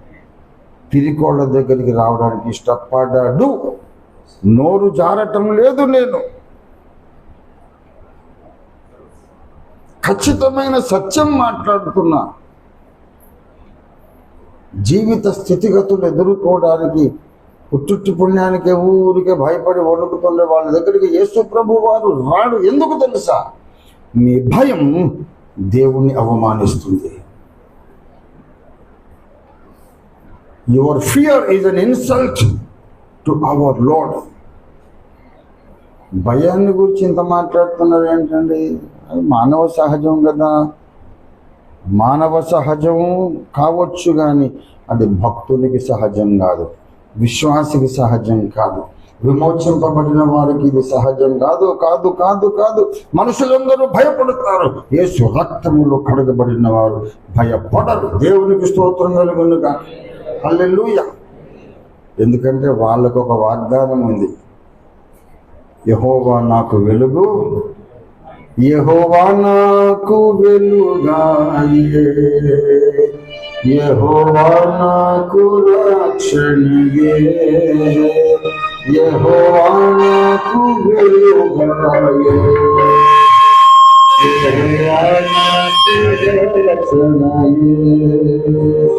నా ప్రాణ దుర్గమయే, నేను ఎవరికి భయపడను, నేను ఎవరికి భయపడను, యెహోవా నాకు వెలుగాయే, యెహోవా నాకు రక్షణయే.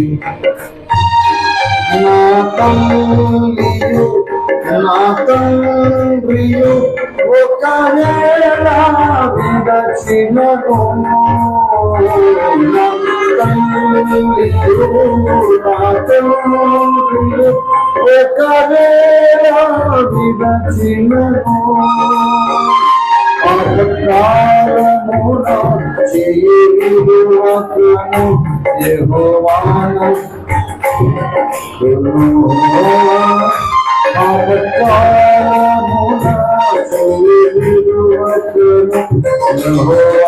నన్ను చేరనీయును. యెహోవా నాకు విడుదల.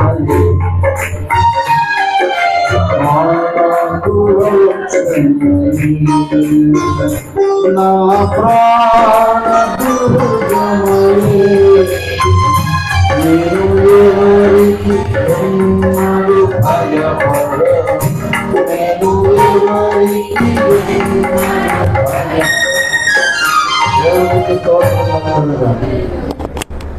ఎవరో భక్తుడు లెక్కేసి చెప్పాడు, నాకు తెలీదు, మీరు కూడా వినుంటారు. బైబిల్లో భయపడకు భయపడకు భయపడకు అనే మాట కానీ అలాంటి అర్థం వచ్చేది. జడియకుము, దిగులు పడకు, ఇలాంటి ఏదైనా భయపడొద్దని అర్థం వచ్చే మాటలు 366 సార్లు రాయబడినాయట. ఎందుకంటే 365 రోజులకు రోజుకొక్కసారి. మరి లీప్ ఇయర్ వస్తుంది, అప్పుడు ఫిబ్రవరి 29. ఆ రోజు కోసం 66 సార్లు కూడా దేవుడు రాయించాడు. Do not fear, do not fear, do not fear. భయం అన్నది చాలా చెడ్డదండి. నువ్వు భయపడ్డావంటే నీ బుర్ర పని చేయదు.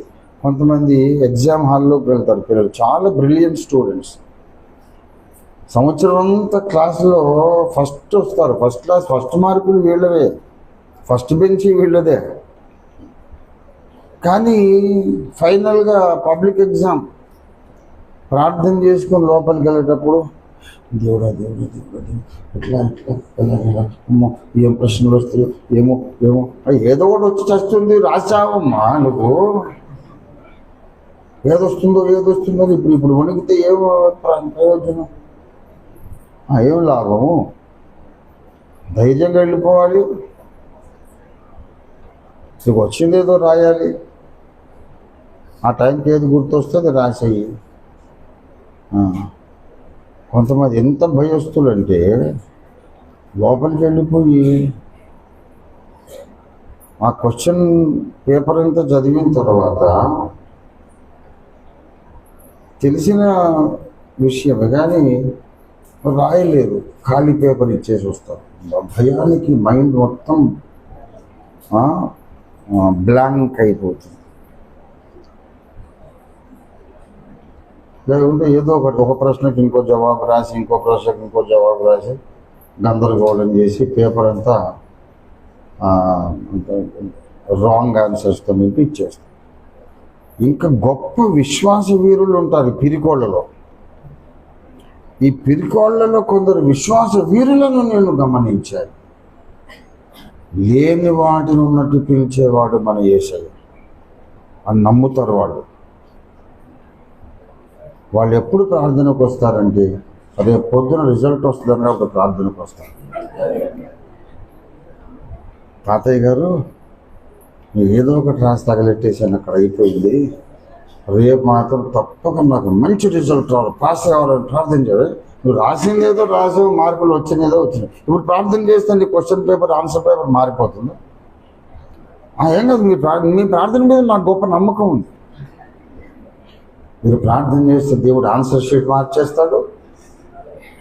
దిద్దినోళ్ళు 10 మార్కులు వేసారనుకో, దేవుడు దిగొచ్చి పక్కన ఇంకో 0 కూడా పెట్టగలుగుతాడు, 100 వచ్చేస్తాయి.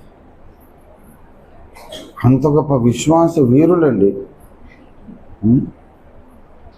విశ్వాసం అనేది, ప్రార్థన అనేది నీకు రిజల్ట్ ముందు కాదు, ఎగ్జామ్ హాల్ ఎంటర్ అయినప్పుడు ఉండాలి. దేవుని స్తోత్రం కలుగును గాక. యేసయ్య నీ ప్రక్కన నిలబడి మీకు ఎప్పుడు ఏ మ్యాటర్ అవసరమో అది జ్ఞాపకం చేసి రాయిస్తాడు. దేవునికి స్తోత్రం కలుగును గాక.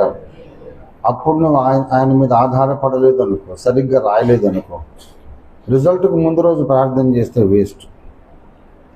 యేసుప్రభు వారు ఆ ఆన్సర్ షీట్స్ ఉన్నటువంటి గదిలో జొరబడి నీ పేపర్ వెతికి నీకు 7 మార్కులు వస్తే పక్కన 0 పెట్టి 70 మార్కులు అది చేస్తే ఆయన కూడా అదొక దొంగతనమే కదా. యేసయ్య ప్లీజ్, యేసయ్య ప్లీజ్, యేసయ్య నాకు దొంగతనం చేయి యేసయ్య. అంత గొప్ప వాళ్ళు ఉన్నారండి. స్టూడెంట్సే కాదు, ఇంటర్వ్యూకి పోయి వచ్చిన పెద్దోళ్ళు కూడా ఇంటర్వ్యూలో కొన్ని రిటర్న్ ఉంటాయి, తర్వాత వైవా ఉంటుంది. నాకు సబ్జెక్ట్ ఎంత బాగా తెలుసు అన్నయ్య, కానీ ఏంటో ఆ టైంకి గుర్తు రాలేదు, సరిగ్గా రాయలేదు. నువ్వు కూడా ప్రార్థన చేసి నేను రాసిన అక్షరాలన్నీ వేసే మార్చేసేటట్టు ఒక మిరకిల్ జరగాలి. అరే అట్లాంటి మిరకిల్ చేస్తే ఆయన మళ్ళీ దొంగ మిరకిల్స్ అవన్నీ. యేసయ్య నీకోసం దొంగతనం చేయడు. నువ్వు యథార్థంగా కష్టపడాలి, జ్ఞాపకం పెట్టుకోవాలి, అవసరమైన ప్రశ్నలకు సమాధానాలు చక్కగా రాయాలి. అక్కడ అడుక్కో ఆయన సహాయం. దేవా నాకు జ్ఞాపకం తీసుకురా, నాకు మంచి మెమరీ పవర్ దయచే, గ్రహింపు దయచేయండి, ప్రార్థన చేయండి. పిల్లరా, భయము చేత తెలిసిన ప్రశ్నలకు జవాబులు కూడా రాయలేరు. భయము చేత చేతిలో ఉన్న ఆయుధాన్ని కూడా వాడలేరు. భయము చేత ఎంత మేధావులైనా ఆ సమయానికి ఎందుకు పనికి రాకుండా మారిపోతారు. అందుకే దేవుడు అంటాడు, భయపడొద్దు, భయపడొద్దు, భయపడొద్దు. దేవునికి స్తోత్రం కలుగును గాక. హల్లెలూయా. దేవునికి స్తోత్రం. కొన్ని పాత పాటలన్నీ భయాన్ని కూర్చి భయం మనకు వద్దు అనే పాటలు ఎన్నో ఉన్నాయి. ఆనందము నాకు ఆనందము, భయము లేదుగా మనకు భయము లేదుగా. తర్వాత జయరాజు యేసు జెండ కింద సేవకు వస్తుంది. భయం లేక పరమా, భయం లేక పరమ బలముంది పనిని. ఒక అబ్బాయికి పాట నేర్పిస్తే స్పెషల్ సాంగ్ పాడతానని వచ్చాడు కన్వెన్షన్స్లో.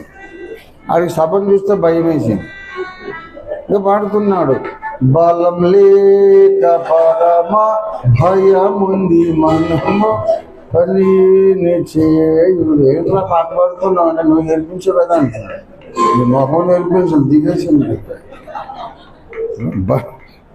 బలం లేక పరమ భయం అంట. వీటికి అసలు మామూలు భయమే వద్దంటే తిక్కన దిగి అని చెప్పేసి నేను నేర్పేది అలా. కానీ అవునన్నా అంతమందిని చూస్తే భయం వేసింది అన్నాడు. భయం వద్దని చెప్తుంటే మళ్ళీ భయం లేదనే పాట పాడడానికే భయం వేసింది. ఎంత గొప్ప చూడు. విశ్వాస వీరులు వీళ్ళంతా, అవిశ్వాస వీరులు. ప్రియులారా, దేవుని రక్తము నీలో ప్రవహించుచున్నది కనుక, యూదా గోత్రపు కొదమ సింహం యొక్క రక్తం నీలో ప్రవహిస్తోంది కనుక ఆయన లక్షణాలు నీకు ఉండాలి. నీలో భయం ఉండటానికి వీల్లేదు. సింహం సింహమే, సింహం పిల్లలు సింహం పిల్లలు. యూదా గోత్రపు సింహానికి పుట్టిన నీవు ఎట్లాంటి పరిస్థితుల్లోనూ గర్జించవలసిందే కానీ మ్యావ్ మ్యావ్ అంటాను వీలు. ఒక సామెత ఉంది, సింహం ఎంత ఆకలి వేసినా పస్తైనా ఉండి చచ్చిపోతుంది కానీ గడ్డి మాత్రం తింటుందా? అడవి నిండా గడ్డి ఉంది. నేను ముసల్దాన్ని అయిపోయాను, మరి నా ముందుకు కుందేలు రాలేదు, లేడీ రాలేదు, ఏది రాలేదు. ఆకలి వేస్తుంది, డొక్కలన్నీ లోపలికి వెళ్ళిపోయింది, నా ముందు బొళ్ళు గడ్డి ఉంది, ఇదే తిందాంలే అనుకుంటుందా? దాని ప్రవృత్తి ఒప్పుకోదంటే పరిస్థితి ఏదైనా సింహం సింహమే. ఎంత ప్రతికూల పరిస్థితులు వచ్చినా దేవుని బిడ్డ ఒక సింహమే. దేవునికి స్తోత్రం కలుగునుగాక. హల్లెలూయా. భయపడొద్దు, భయపడొద్దు. మరి భయపడొద్దు అనే ప్రసంగం బాగానే ఉందండి, చాలా బాగుంది, వెరీ ఎన్కరేజింగ్. కానీ భయం వచ్చేస్తుంది, మరి ఏం చేయాలి? మీకు తెలుసా, చాలామంది ఇంకోళ్ళకి భయం, భయపడకు, ఏం పర్లేదు ఏం పర్లేదు అంటుంటారు. ఎందుకు తెలుసా? వీళ్ళకి ముందు భయం వేస్తుంది.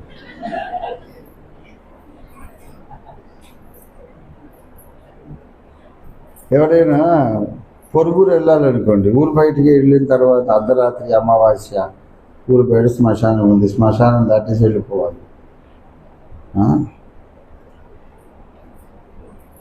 వీడు నేను నీకు తోడొస్తానని వెళ్తాడు. తోడొస్తాను నువ్వు భయపడక అంటాడు. శ్మశానం మీదకి వెళ్ళాలి కదా మరి, అర్ధరాత్రి అమావాస్య, అంత కీసురాళ్ళు అప్పుడప్పుడు కీసు అంటుంటే ఏం సౌండ్ లేదు.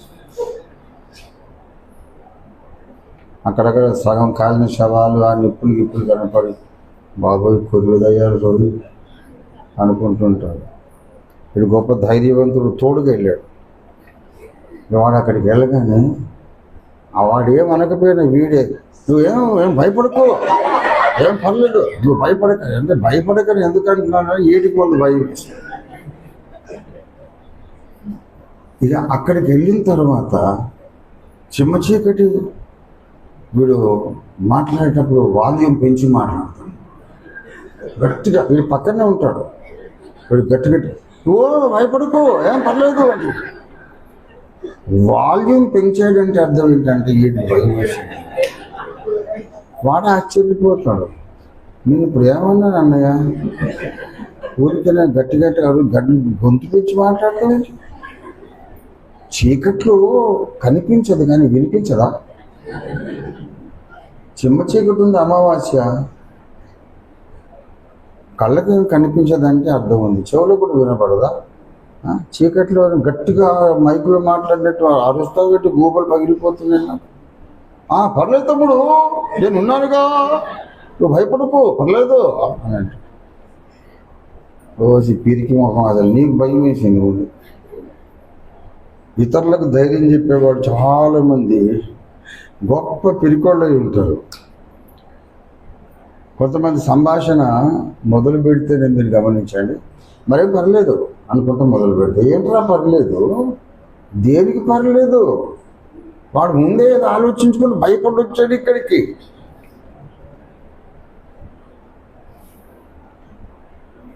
గనక అలాంటి భయస్థులు దేవునికి ఉపయోగపడలేరు. పిరికి వారు దేవుని రాజ్యములో ప్రవేశించరన్నది సీరియస్ మ్యాటర్, ఊరికే నవ్వించే మ్యాటర్ కాదు. పిరికి వారు దేవుని రాజ్యంలో ప్రవేశించరు. నరకానికి వెళ్ళి రైలు బండిలో మొట్టమొదటి భోగి మీద పిరికోళ్ళు పెట్టి అని రాసుంటారు. నరకానికి వెళ్ళి రైలు బండిలో ప్రకటన 21:8 ప్రకారం పిరికి వారును అవిశ్వాసులను ఏం మిగతా వాళ్ళు అంటారు. ముందు నరకానికి పోయేదెవరు? వ్యభిచారులు, విగ్రహారాధకులు, అవన్నీ అంటాడు తర్వాత సంగతి. కానీ ఫస్ట్ భోగి S1లో ఎవరు ఉంటారు? పిరికోళ్ళు ఉంటారు. సో డోంట్ బి అఫ్రైడ్, భయపడొద్దు. దేవునికి స్తోత్రం కలుగును గాక, హల్లెలూయా. భయము లేదుగా మనకు, భయము లేదుగా మనకు, భయము లేదుగా. దయగల మన దేవుడున్న, భయము లేదుగా మనకు, భయము లేదుగా మనకు. దేవుని స్తోత్రం, హల్లెలూయా. క్షామ మరణ యుద్ధ ఖడ్గ బలము నుండి, క్షామ మరణ యుద్ధ ఖడ్గ ధరణి గిరులు వదరి సముద్రములు పొంగిన, ధరణి గిరులు వదరి సముద్రములు పొంగిన. యేసుడే నిత్యము కాపాడుగను, పరిశుద్ధుడు యేసుడే నిత్యము కాపాడుగను. భయము లేదుగా మనకు, భయము లేదుగా మనకు. మానవ జాతిలో భయం యొక్క చరిత్ర ఎప్పుడు మొదలైంది తెలుసా? ఆదాము హవ్వలు నిషిద్ధ ఫలము తిన్న తర్వాత పోయి తాగుతున్నారు. ఆదామా నీవెక్కడ అంటే, తోటలో సంచరించుచున్న నీ స్వరములు విన్నప్పుడు నేను భయపడి. అది ఫస్ట్ టైం ఆదాం భయపడ్డాడు. పాపము ప్రవేశించినప్పుడు భయం ప్రవేశించింది కనుక రివర్స్లో యేసు రక్తము ద్వారా మన పాపాలు పరిహారమైనప్పుడు భయం కూడా మనలో చెడిపోవాలి. దేవుని స్తోత్రం కలిగిన కాక. పాపంతో ఏమొచ్చింది? భయం వచ్చింది. మరి పాపం వెళ్ళిపోయినప్పుడు ఇంకా ఇది ఎందుకు ఉన్నట్టు మరి భయం? అక్రమం కదా ఇది, లాజిక్ లేదు. పాపము ప్రవేశించని రోజున, పాపం ప్రవేశించకుండా ఉన్న 100 సంవత్సరాల కాలంలో ఆదాం భయపడ్డా? పాపం ప్రవేశించినప్పుడు భయపడ్డాడు. ఆ పాపాన్ని యేసయ్య తీసేశాడు. మరి నువ్వెందుకు భయపడుతున్నావు? అంటే నువ్వు పొందిన రక్షణ మీద, నీకు రక్షణ ఇచ్చిన రక్షకుని మీద నీకు నమ్మకం ఇంకా లేదు. మనము అధైర్యపడవద్దు. తర్వాత దినదినము నూతన పరచబడాలి. అప్పుడు అంతకంతకు అధికమైన మహిమ భారం మనకు వస్తుంది. ఎప్పుడు కలుగుతాయి ఇవన్నీ అంటే, భయం వెళ్ళిపోవడం ఇలాంటివన్నీ ఎప్పుడు కలుగుతాయి అంటే, నువ్వు తొందరగా ప్రసంగం ముగించినప్పుడు ఈ అద్భుతమైన అనుభవాలన్నీ కలుగుతాయి. అవునా? అవునా కాదా? ఏమండి, భయం వెళ్ళిపోవాలంటే నేను ప్రసంగం ముగించాలా లేదా?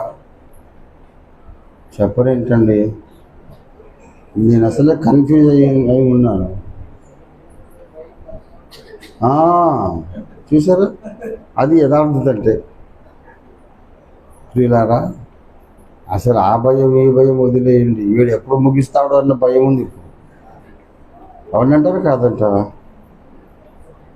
ప్రియులారా, భయం అనేది మనలో నుండి పోవాలంటే, క్లుప్త ప్రసంగాలు విన్నోళ్ళకు కూడా భయం ఉంది, దీర్ఘ ప్రసంగాలు విన్నోళ్ళకు కూడా భయం ఉంది, తామే ప్రసంగాలు చేసిన వాళ్ళకు కూడా భయం ఉంది. భయం అన్నది నీలో నుండి వెళ్ళిపోవాలంటే, దినదినము నీవు నూతనపరచబడాలంటే, కనిపించని వాటిని నీవు చూడగలగాలి. కనిపించని వాటిని నీవు చూడగలుగునట్లు నీ జ్ఞానేంద్రియములను నీవు సాధన చేయగలగాలి. ఒక్క ముక్క చెప్పేసి ముగిస్తాను. కనిపించనివి ఉన్నాయి అనేది ముందు నీవు నమ్మాలి. దేవునికి స్తోత్రం కలుగును గాక. ఏమండి, హెబ్రీ పత్రిక 11:1 ప్రపంచములు దేవుని వాక్యము వలన నిర్మాణమైనవనియు, అందుచేత చదవండి, విశ్వాసమనున్నది నిరీక్షించబడు వాటి యొక్క నిజ స్వరూపము, అదృశ్యమైనవి ఉన్నాయి అనుటకును. అదృశ్యమైనవి ఉన్నాయి అనడానికి అంటే అదృశ్యమైనవి లేవు అనే వాదన కొనసాగుతున్నది. అది కీలకమైన విషయం. కనిపించనిదేది లేదు, కనబడేదే ఉన్నది. కనిపించని లోకాలు లేవు, స్వర్గము లేదు, నరకము లేదు, దేవుడు లేడు, దయ్యం లేదు, ఆత్మ లేదు. ఉన్నదల్లా ఈ కనబడే ప్రపంచమే అని నమ్మేది నాస్తికత్వం. ఇవాళ నాస్తికత్వము ట్రెండ్ ఆఫ్ ది జనరేషన్. ఈ జనరేషన్ యొక్క పోకడ, జనరేషన్ యొక్క సాధారణ ఆలోచన విధానం అయిపోయింది. కనబడని లేవు అనేస్తారు. చాలామంది మాట్లాడుతుంటే నేను విన్నా,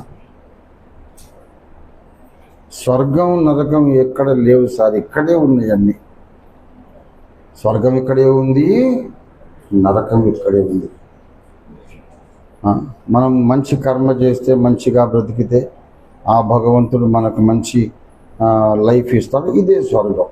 మంచి భార్య దొరికి, మంచి పిల్లలు, బోల్డ్ అనే డబ్బులు ఉంటే ఇదే స్వర్గం. భార్య గయ్యాడిది, భర్త త్రాగుబోతు, తిరుగుబోతు, హింసించేవాడు, అప్పుల పాలైపోయాం, ఇదే నరకం. స్వర్గము ఇక్కడే ఉంది, నరకము ఇక్కడే ఉంది, ఇంకెక్కడో లేవండి అని చెప్పే మాటలు మీరు విన్నారా లేదా? విన్నారా? వినలేదా? చాలామంది గొప్ప వేదాంత పండితులు ఉంటారు, ఇలా ఊరూరికి ఉంటారు, చెప్తారు ఎక్కడ స్వర్గం నాయన, ఇక్కడే ఉంది. వీడు మొత్తం విశ్వం వెతికేసి వచ్చాడు, ఎక్కడ లేదు ఇక్కడే ఉందని కనిపెట్టేశాడు. చూలారా, కనబడని లోకములు ఉన్నవి అనే రుజువు అని మాట్లాడుతున్నాడు. దేవునికి స్తోత్రం కలుగును గాక. ఈ రుజువు నేను ముగింపుకు వచ్చేస్తున్నా. ఈ రుజువు మనకివ్వడానికి దేవుడు ప్రాచీన కాలములో కొన్ని కార్యాలు, కొన్ని అద్భుతాలు చేశాడు. అందులో ఒకటి హనోకును ఆయన కొనిపోవడం. దేవుడు హనోకుతో నడిచాడు, హనోకు దేవునితో నడిచాడు. చెట్టపట్టాలు వేసుకొని ఫ్రెండ్స్ లాగా ఇద్దరు నడిచేవాళ్ళు. 300 సంవత్సరాలు జరిగింది ఆ దైవ సహవాసం, దైవ స్నేహం హనోకు జీవితంలో. ఊళ్ళో వాళ్ళందరూ చెప్పుకున్నారు, హనోకు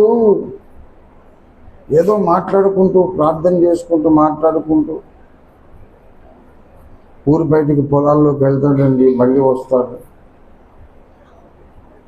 ఆయనతో దేవుడు మాట్లాడుతున్నాడు, ఎందుకంటే పిచ్చోడేం కాదు, ప్రవక్త. మళ్ళీ వచ్చినాక దేవుని సందేశం ప్రకటిస్తాడు. హనోకు ప్రవక్త. 300 సంవత్సరాలు గడిచింది ఈ స్థితి. తర్వాత ఒకసారి హనోకును దేవుడు తీసుకుని వెళ్ళిపోయాడు. ఇక్కడే స్వర్గం ఉంటే ఎక్కడికి తీసుకెళ్ళాడు? స్వర్గం ఇక్కడే ఉందంటున్నాడుగా ఈ వేదాంత పండితుడు. మరి అగ్ని రథము మీద హనోకు వెళ్ళిపోయాడు. ఈ సంగతి ఊరోళ్ళందరూ చూశారు. సైలెంట్గా జరగలేదు, ఊరోళ్ళందరూ చూశారు హనోకును దేవుడు తీసుకెళ్ళిపోతుంటే. ఈ మాట బైబిల్లో రాయబడలేదు, కానీ మెసొపొటేమియన్ పురాణము, గిల్గమేష్ పురాణములో ఈ మాట వ్రాయబడి ఉంది. Enoch was taken by the chariot of fire. ఎలాగ ఏలియాను తీసుకెళ్ళాడో అలాగే దేవుడు హనోకును కూడా అగ్నిరథం మీద తీసుకువెళ్ళాడు. అదే పేరుంది గిల్గమేష్ పురాణంలో. దేవుడు తీసుకుపోయాడని ఉంది, హనోక్ అనే పేరు ఉంది. ఆ ఊరి ప్రజలందరూ చూస్తుండగా అగ్నిరథము మీద వెళ్ళిపోయాడని రాయబడి ఉంది. దేవుని బిడ్డలారా, ఇక్కడి నుంచి రథం పైకి వేసి ఆకాశంలోకి వెళ్తూ అంతర్ధానం అయిపోయింది. అంటే అక్కడెక్కడో ఒక స్థలం ఉన్నది, ఆ స్థలములోనికి హనోకును దేవుడు తీసుకెళ్ళాడు. దేవుడి స్తోత్రం కలుగును గాక. హల్లెలూయా. తర్వాత ఏలియా ఎలీషాల సంగతి. ఏలియాను దేవుడు ఆరోహణము చేయించబోతున్నాడని అప్పటి కాలపు విశ్వాసులు, భక్తులు, ప్రవక్తల శిష్యులందరూ చెప్పుకున్నారు. దేవునికి స్తోత్రం. ప్రవక్తల శిష్యులందరూ చెప్పుకున్నారు. దయచేసి 2వ రాజుల గ్రంథములోనికి రండి. దయచేసి 2వ రాజులు 2వ అధ్యాయము 3వ వచనం. 2వ రాజులు 2:3. బేతేలులో ఉన్న ప్రవక్తల శిష్యులు ఎలీషా యుద్ధకు వచ్చి, నేడు యెహోవా నీ యొద్ద నుండి నీ గురువును పరమునకు తీసుకొని పోవునని నీ వెరుగుదు అట. వీళ్ళకి తెలిసిపోయింది. ఏమండి, వీళ్ళు దూరాన వెంబడించే వాళ్ళు ప్రవక్తల శిష్యులు. ఎలీషా ఏమో ఏలియాతో కలిసి తింటున్నాడు, పడుకుంటున్నాడు, ఆయన చేతుల మీద నీళ్లు పోస్తూ పరిచర్య చేస్తూ కాళ్ళొత్తుతూ ఉన్నాడు. 24 గంటలు ఏలియా దగ్గర ఉన్నాడు ఎలీషా. ప్రవక్తల శిష్యులు అంటే ఇంకా వేరే కొందరు ప్రవక్తలు ఉన్నారు అప్పట్లో. వాళ్ళ దగ్గర ఉన్న కొందరు శిష్యులు ఉన్నారు. వాళ్ళకి తెలిసిపోయింది, నేడు నీ గురువును దేవుడు పరములకు ఆరోహణము చేయించునని. నీకు తెలుసా? వాళ్ళు ఏమన్నారండి? చదవండి 3. నేడు యెహోవా నీ యొద్ద నుండి తీసుకెళ్ళేది నేడు అనే మాట అంటే ఈరోజు. ఆ డేట్ కూడా తెలుసు వాళ్ళకు, ఆ తారీఖు కూడా తెలుసు. నీ గురువును పరమునకు ఆరోహణం చేయిస్తాను, నీకు తెలుసా? ఈరోజే. అంటే ఎప్పటి నుంచి ఎదురు చూస్తున్నారు. ఎలా లీక్ అయిపోయిందో ఆ వార్త బాగా ప్రచారంలోకి వచ్చేసింది. ఏలియాను దేవుడు పరలోకాన్ని తీసుకెళ్తాడు అని ప్రవక్తల శిష్యులు భక్తి పరులందరూ చెప్పుకుంటున్నారు. ఆ రోజు రానే వచ్చింది. ఈరోజే మీ గురువుగారు వెళ్ళిపోతారు పైకి, తెలుసా? అంటే నాకు తెలిసిన నోరు పోసుకుంటాను. ఉండవయ్యా, డిస్టర్బ్ చేయి. నేను అదే పని మీద ఉన్నాను. నా అజెండా నాకుంది, నా ఆశ, నా నిరీక్షణ, నా ప్రార్థన నాకుంది. నాకు తెలియపోయేటి మీరు దూరం ఉంటారు, మీకు తెలుసు. నేను ఆయన ప్రక్కలోనే ఉంటాను, నాకు తెలియదా? తెలుసు. చాలా దూరం నడిచి వెళ్ళారు. ఆఖరి టైం వచ్చేసి ఒక సుడిగాలి ప్రత్యక్షమై ఏలియాను ఎలీషాను బలంగా దూరం చేసేది ఒకరికొకరు. అక్కడ అగ్ని రథము అగ్ని గుర్రములు కనబడ్డది. ఏలియా ఆ రథం పైన ఎక్కాడు. పరలోకానికి వెళ్ళిపోతుంటే ఎలీషా కళ్ళారా చూశాడు. స్వర్గం ఈ భూమి మీద ఉందంటే మరి గుర్రం ఎట్టబోతున్నట్టు ఏమండి? మనుషులకు కనబడేటట్లు ఒక్కొక్కసారి ట్రాన్స్పోర్టేషన్ దేవుడు చేశాడు. చూస్తుండగా ఈ గ్రహాన్ని విడిచి అంతరిక్షంలోకి కొన్నిసార్లు కొంతమంది భక్తులను తీసుకెళ్ళారు. ఎందుకంటే ఈ భూగ్రహమునకు దూరముగా, చాలా దూరముగా అంతరిక్షంలో ఇంకొక ప్రదేశం ఉన్నది. అది దేవుడు నివసించే స్వర్గలోకమని నమ్మడానికి ఆధారం కలిగించాడు. దేవునికి స్తోత్రం కలుగును గాక. భూమి మీదనే స్వర్గం ఉంది. నువ్వు చాలా సుఖం అనుభవించినప్పుడు స్వర్గం లాంటి కుటుంబం, స్వర్గం లాంటి ఇల్లు అని పోలిక చెబుతావు, కానీ ఇది స్వర్గం కాదు. స్వర్గము దేవుడు నివసించే స్థలం అనేది ఇంకెక్కడో ఉన్నది. అది మనం నమ్మాలి. దేవుని బిడ్డలారా, యేసయ్య చెప్పాడు, నేను తండ్రి వద్దకు వెళ్ళుచున్నాను కదా, నేనుండు చోట మీరుండులాగున నేను మళ్ళా వచ్చి మిమ్మను తీసుకెళ్తాను, మీకు స్థలము సిద్ధపరచడానికి వెళ్తున్నాను అన్నాడు. ఎలా వెళ్ళాడు? ఓలీవల కొండ మీద నిలుచుండి వాళ్లకు ఆదేశమునిచ్చి 500 మంది కళ్ళారా చూస్తుండగా యేసయ్య ఆయన పాదాలు కొండ మీద నుంచి పైకి లేసినాయి. అంతకంతకు ఆయన పైకి లేచి మేఘాలంతా ఎక్కి వెళ్ళిపోయినాడు. ఇంకొక మేఘం వచ్చి ఆయన వారికి కనబడకుండా తీసుకొని పరలోకానికి వెళ్ళిపోయింది. ఎక్కడికి వెళ్ళినట్టు? స్వర్గం అంతా భూమి మీదే ఉంది సార్ అంటాడు తాగేసేది.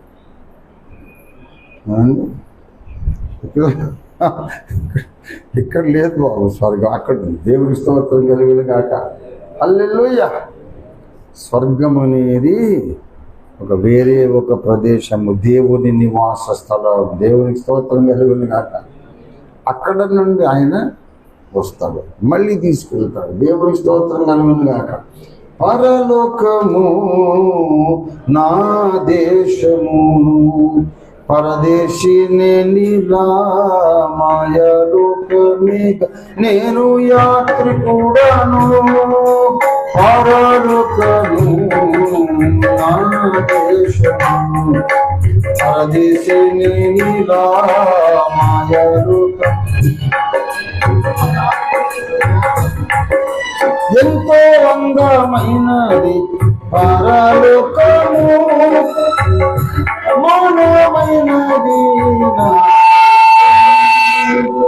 ఎంతో అందమైనది పరలోకము, అసమానమైనది నా దేశము.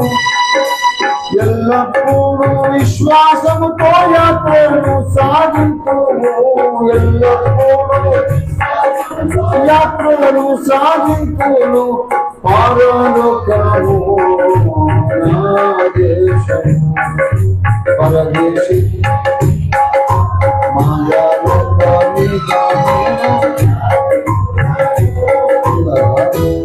మనం ఒక మైండ్ సెట్ అలవాటు చేసుకోవాలి.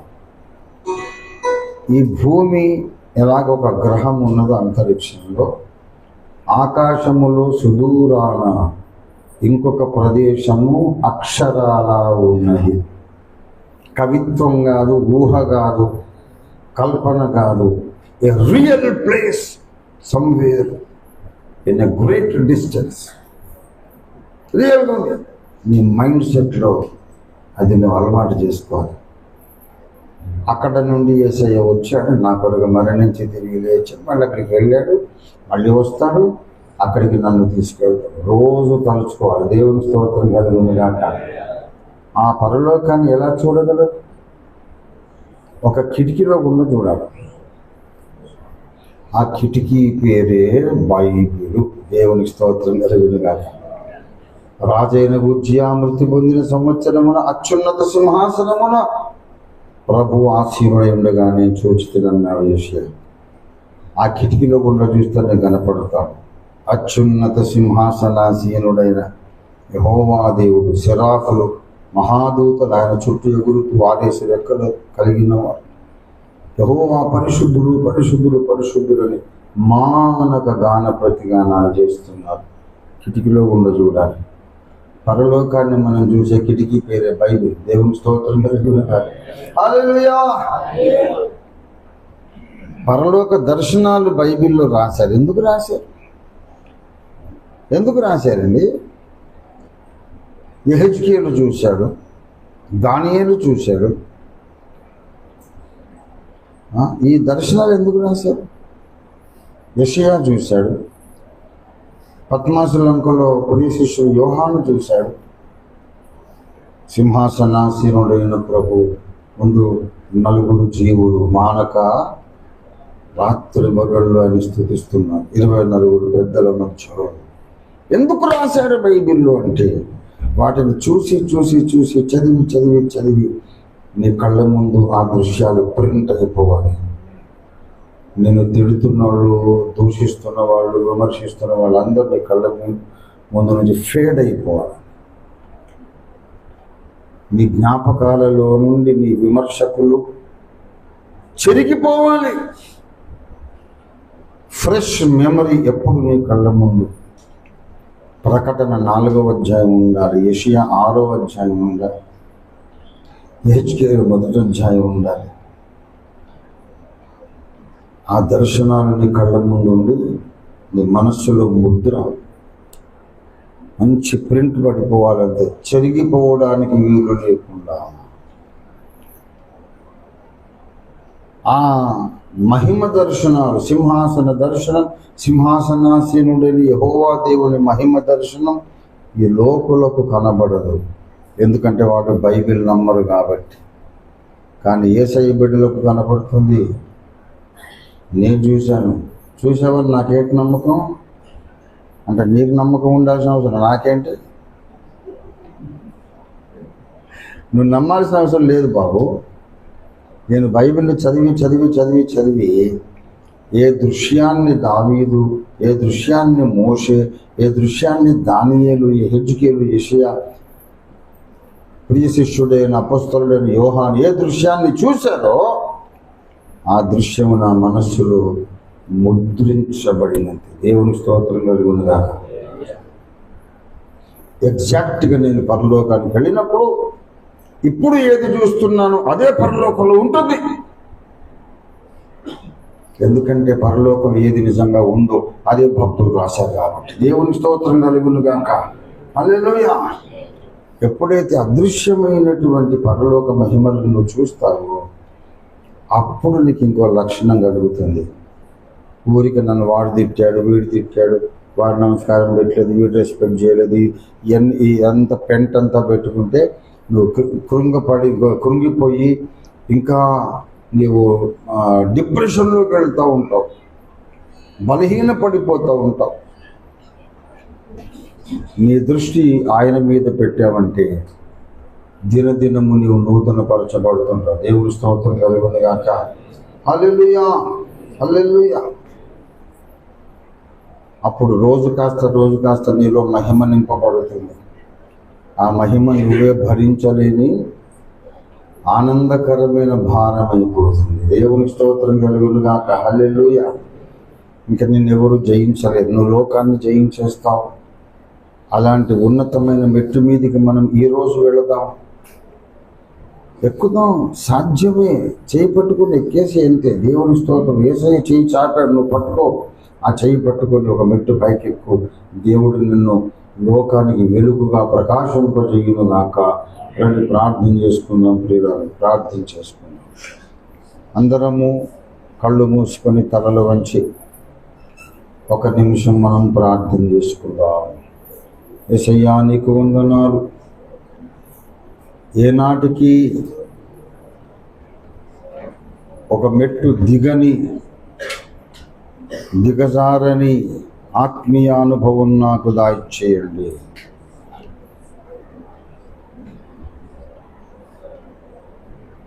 అంతకంతకు నేను పైకెక్కాలే కానీ కిందికి దిగకూడదు నాయన.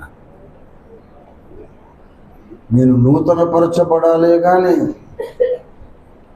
నేను బలహీనపడి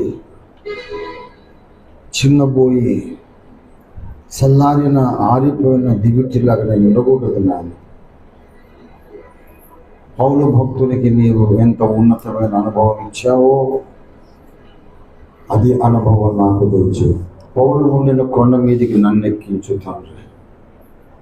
ప్రభువా, ఇది నీకు సాధ్యము, ఇది నీకు సాధ్యము.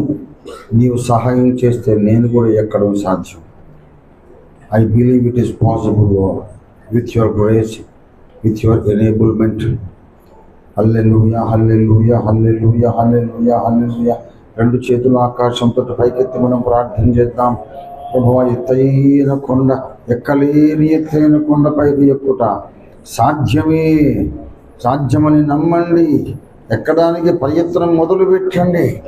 నేను మిమ్మల్ని ఎక్కిస్తానని నాతో మాట్లాడిన తండ్రి స్తోత్రాలు. పరిశుద్ధ ప్రభువా, కనిపించని వాటిని చూడటం నాకు నేర్పించండి. హల్లెలూయా, హల్లెలూయా, హల్లెలూయా, హల్లెలూయా, హల్లెలూయా, హల్లెలూయా. కనబడే వాటిని చూడడం కాదు నాయన, కనిపించని వాటిని నేను చూడగలిగితే ఈ లోకాన్ని జయించగలుగుతాను. కనిపించని వాటిని నేను చూడగలిగితే దావీదు వలె ధైర్యంగా ఉండగలుగుతాను. హల్లెలూయా, హల్లెలూయా. పౌలు వలె ధైర్యంగా ఉండగలుగుతాను. ఈ దినాల్లో మమ్మల్ని భయపెట్టే పరిస్థితులు సంభవిస్తున్నాయి. మమ్మల్ని భయపెట్టే రాజకీయ సంభవాలు, సామాజిక సంభవాలు, మతోన్మాదము, ఆర్థిక ఇబ్బందులు, తెగుళ్ళు ఎన్నెన్నో సంభవిస్తున్నాయి. మా కన్న తండ్రి, నేను ధైర్యము విడవకుండా ఉండడానికి సహాయం చేయి. ధైర్యాన్ని విడవకుండానే నేను నా బ్రతుకు నీ రాకడ వరకు కొనసాగించడానికి సహాయం చేయండి. నాలోంచి భయాన్ని వెళ్ళగొట్టేసేయండి తండ్రి. అందరూ ప్రార్థన చేయండి. నాలో నుండి నిర్లక్ష్యమును వెళ్ళగొట్టండి. నాలో నుండి సోమరతనాన్ని వెళ్ళగొట్టండి. లేఖనాల గవాక్షములో గుండా మహిమగల నిత్యత్వాన్ని చూడడం నాకు నేర్పించండి. లేఖనములో చదవడమే నా కళ్ళతో చూడడం, లేఖనాలతో నీవు నాకు బయలుపరిచిన విషయాలను నేను గ్రహించడమే నేను చూడడం అనే ఉన్నతమైన భక్తి సాధన మెట్టు మీదికి నన్ను నడిపించు ప్రభువా అని ప్రార్థన చేద్దాం. అదృశ్యమైన వాటిని, నిత్యమైన వాటిని చూడడానికి నీకు లేఖనమే ఆధారం. బైబిల్ మూసిపెట్టేసేవంటి నువ్వేం చూడలేవు. అంత మట్టి లోకం, చెత్త లోకం, పాపలోకం చూస్తావు. ఈ పాపలోకాన్ని చూడకుండా మహిమలోకాన్ని చూడాలంటే బైబిలే నీకున్న గవాక్షం. దేవునికి స్తోత్రం. హల్లెలూయా, హల్లెలూయా, హల్లెలూయా, హల్లెలూయా. అద్భుతమైన మహిమలోకపు కిటికీని దేవుడిని చేతులు పెట్టాడు. అందులో చూస్తున్నావు. అసలు నువ్వు బైబిల్ చదివి ఎంతకాలం అయింది? ఎన్ని నెలలు అయిపోయినాయి? ఎన్ని సంవత్సరాలు గడిచినవి? బైబిల్ రీడింగ్ హ్యాబిట్ ఉందా నీకు? అసలు వాక్య పఠన అభ్యాసం చేస్తున్నావా?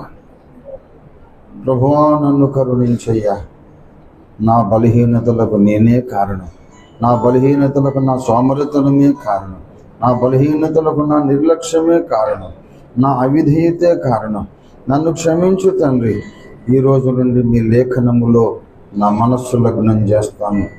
అవతల కనిపించే మహిమలోకాన్ని చూస్తూ నేను ధైర్యాన్ని నింపుకుంటాను, మహిమను నాలో నింపుకొని దినదినము నూతన బలము ధరించి ముందుకు సాగుతాను తండ్రి అని ప్రార్థన చేద్దాం.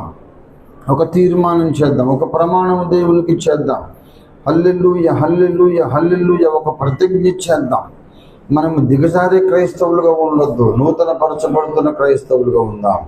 పిరికి క్రైస్తవులుగా ఉండొద్దు, ధైర్యవంతులైన క్రైస్తవులుగా మనం ఉందాం. దేవుని స్తోత్రం కలుగును గాక. హల్లెలూయా, hallelujah, hallelujah, hallelujah, hallelujah, hallelujah, hallelujah, hallelujah, hallelujah, hallelujah, hallelujah, hallelujah, హల్లెలూయా. ప్రతి ఒక్కరు రెండు చేతులు ఆకాశం తట్టు, పరలోక సింహాసనం తట్టు పైకెత్తి హృదయపూర్వకంగా ఆత్మతో సత్యముతో దేవుని ఆరాధించండి. ఓరదరబరది అందలరియాదరబర శిఖందరబర దుందలరియాదరబరది కరదరబర సందరడుదరి బరి దరు కరాదరబర సిరి ముందిరియాందరబర రకార హుందర కలబర కరందరబర ఊరిడి అందర దియారదురబరది కరందరబర సందల దుకాందరబర శిఖారబర వికారబరందరబ ఉంబరబర దియారదరబర సింధర హూర వీరకారబరది కందలది కందరబ ఊరబరియర కరందలరబర యారబర దియాదరబర సిందర రూదరి కలూదరబర Shri. Let there be the baptism of fire in everyone's life right now, O Lord. దూరము నుండి వింటున్న వారి మీదకి నీ అగ్ని దిగి వచ్చును గాక. దూరము నుండి వింటున్న వారిని పరిశుద్ధాత్మని బాప్తిస్మము దిగి వచ్చును గాక. చెత్త మొత్తం కాలిపోవును గాక తండ్రి. నీ స్తోత్రం, స్తోత్రం. సందరబది ఆరబార సోదరి మరీడాదర బరలు హందలీర ముందరి కరాదర బరాసి. హల్లెలూయా, హల్లెలూయా, హల్లెలూయా, హల్లెలూయా, హల్లెలూయా. ప్రేమ కలిగిన మా మహాపరిశుద్ధ తండ్రి, జీవాధిపతి మా మిత్రులు గొప్ప దేవా, మా ఆత్మీయ జీవిత బలహీనతలు, మా ఆధ్యాత్మిక జీవితంలో, జీవిత యాత్రలో మేము వేస్తున్న తప్పటడుగులు ఏమిటో మాకు చూపించి నిరూపించి, అయ్యా సరైన పట్టాల మీదకి మేము ఎలా రావాలో మీరు మాకు నేర్పించినందుకు నీకు స్తోత్రం, వందనాలు చెల్లిస్తున్నాం. పౌలు ప్రయాణించిన పట్టాల మీద మా బండి ఉంటే అవే స్టేషన్లు మాకు వస్తాయి, వేరే స్టేషన్ రావడానికి వీల్లేదు అని మీరు మాకు గద్దింపుతో కూడిన హెచ్చరిక ఇచ్చినందుకు మీకు స్తోత్రం. అయ్యా హెచ్చరిక పొందుటకు మేము ఇష్టపడుతున్నాం. హెచ్చరిక పొందుటకు మాకు సహాయం చేయండి. మేమందరము సరైన మార్గంలోకి రావడానికి సహాయం చేయండి. మా మైండ్ సెట్ మార్చండి తండ్రి, స్తోత్రం. అయ్యా నేను ఎవరికి భయపడదును, ఎవరికి వెరతును అన్నటువంటి తెగింపు మాకు దాయిచ్చేయండి. హల్లెలూయా, హల్లెలూయా, హల్లెలూయా. కడవరి కాలంలో అగ్ని పరీక్ష కాలం మాకు దగ్గరికి వస్తూ ఉంటుండగా ధైర్యవంతులైన క్రైస్తవులుగా, పౌలును పోలిన క్రైస్తవులుగా, అనుదినము మహిమ భారము తమలో నింపుకుంటున్నటువంటి పౌలు వంటి క్రైస్తవులుగా నన్ను, నా బిడ్డలు, నా సహోదరులు, నా సహచరులు, సహకారులు, సత్య సంబంధులు అందరినీ కూడా మీరు చెక్కి మలచి నీ సాక్షులుగా నిలబెట్టి వాడుకోమని యేసు నామములో స్తుతించి ప్రార్థిస్తున్నాము తండ్రి. మన తండ్రి అయిన దేవాది దేవుని శాశ్వత ప్రేమయు సర్వజగత్ రక్షకుడైన యేసుక్రీస్తునాథుని అనంత కృపయు పరిశుద్ధాత్మ దేవుని తోడి దివ్య మనోహర నిరంతర వ్యక్తిగత సహవాసం చేరున్న మనకందరకు భూలోకమందు సర్వత్రా చెదరి ఉన్న సకల భక్త కోటికి, సత్య సంబంధులకు, ఈ సభ నిర్వాహకులకును పాల్గొన్న వారందరికీ సదాకాలం తోడై ఉండును గాక. ఆమేన్. యేసు రక్తమునకే జయము, ప్రభు యేసు రక్తమునకే జయము, ప్రభు యేసు నామమునకు సంపూర్ణ జయం. అపవాదికి నివాని సమస్త కార్యములకు అనంత నాశనం కలుగును గాక.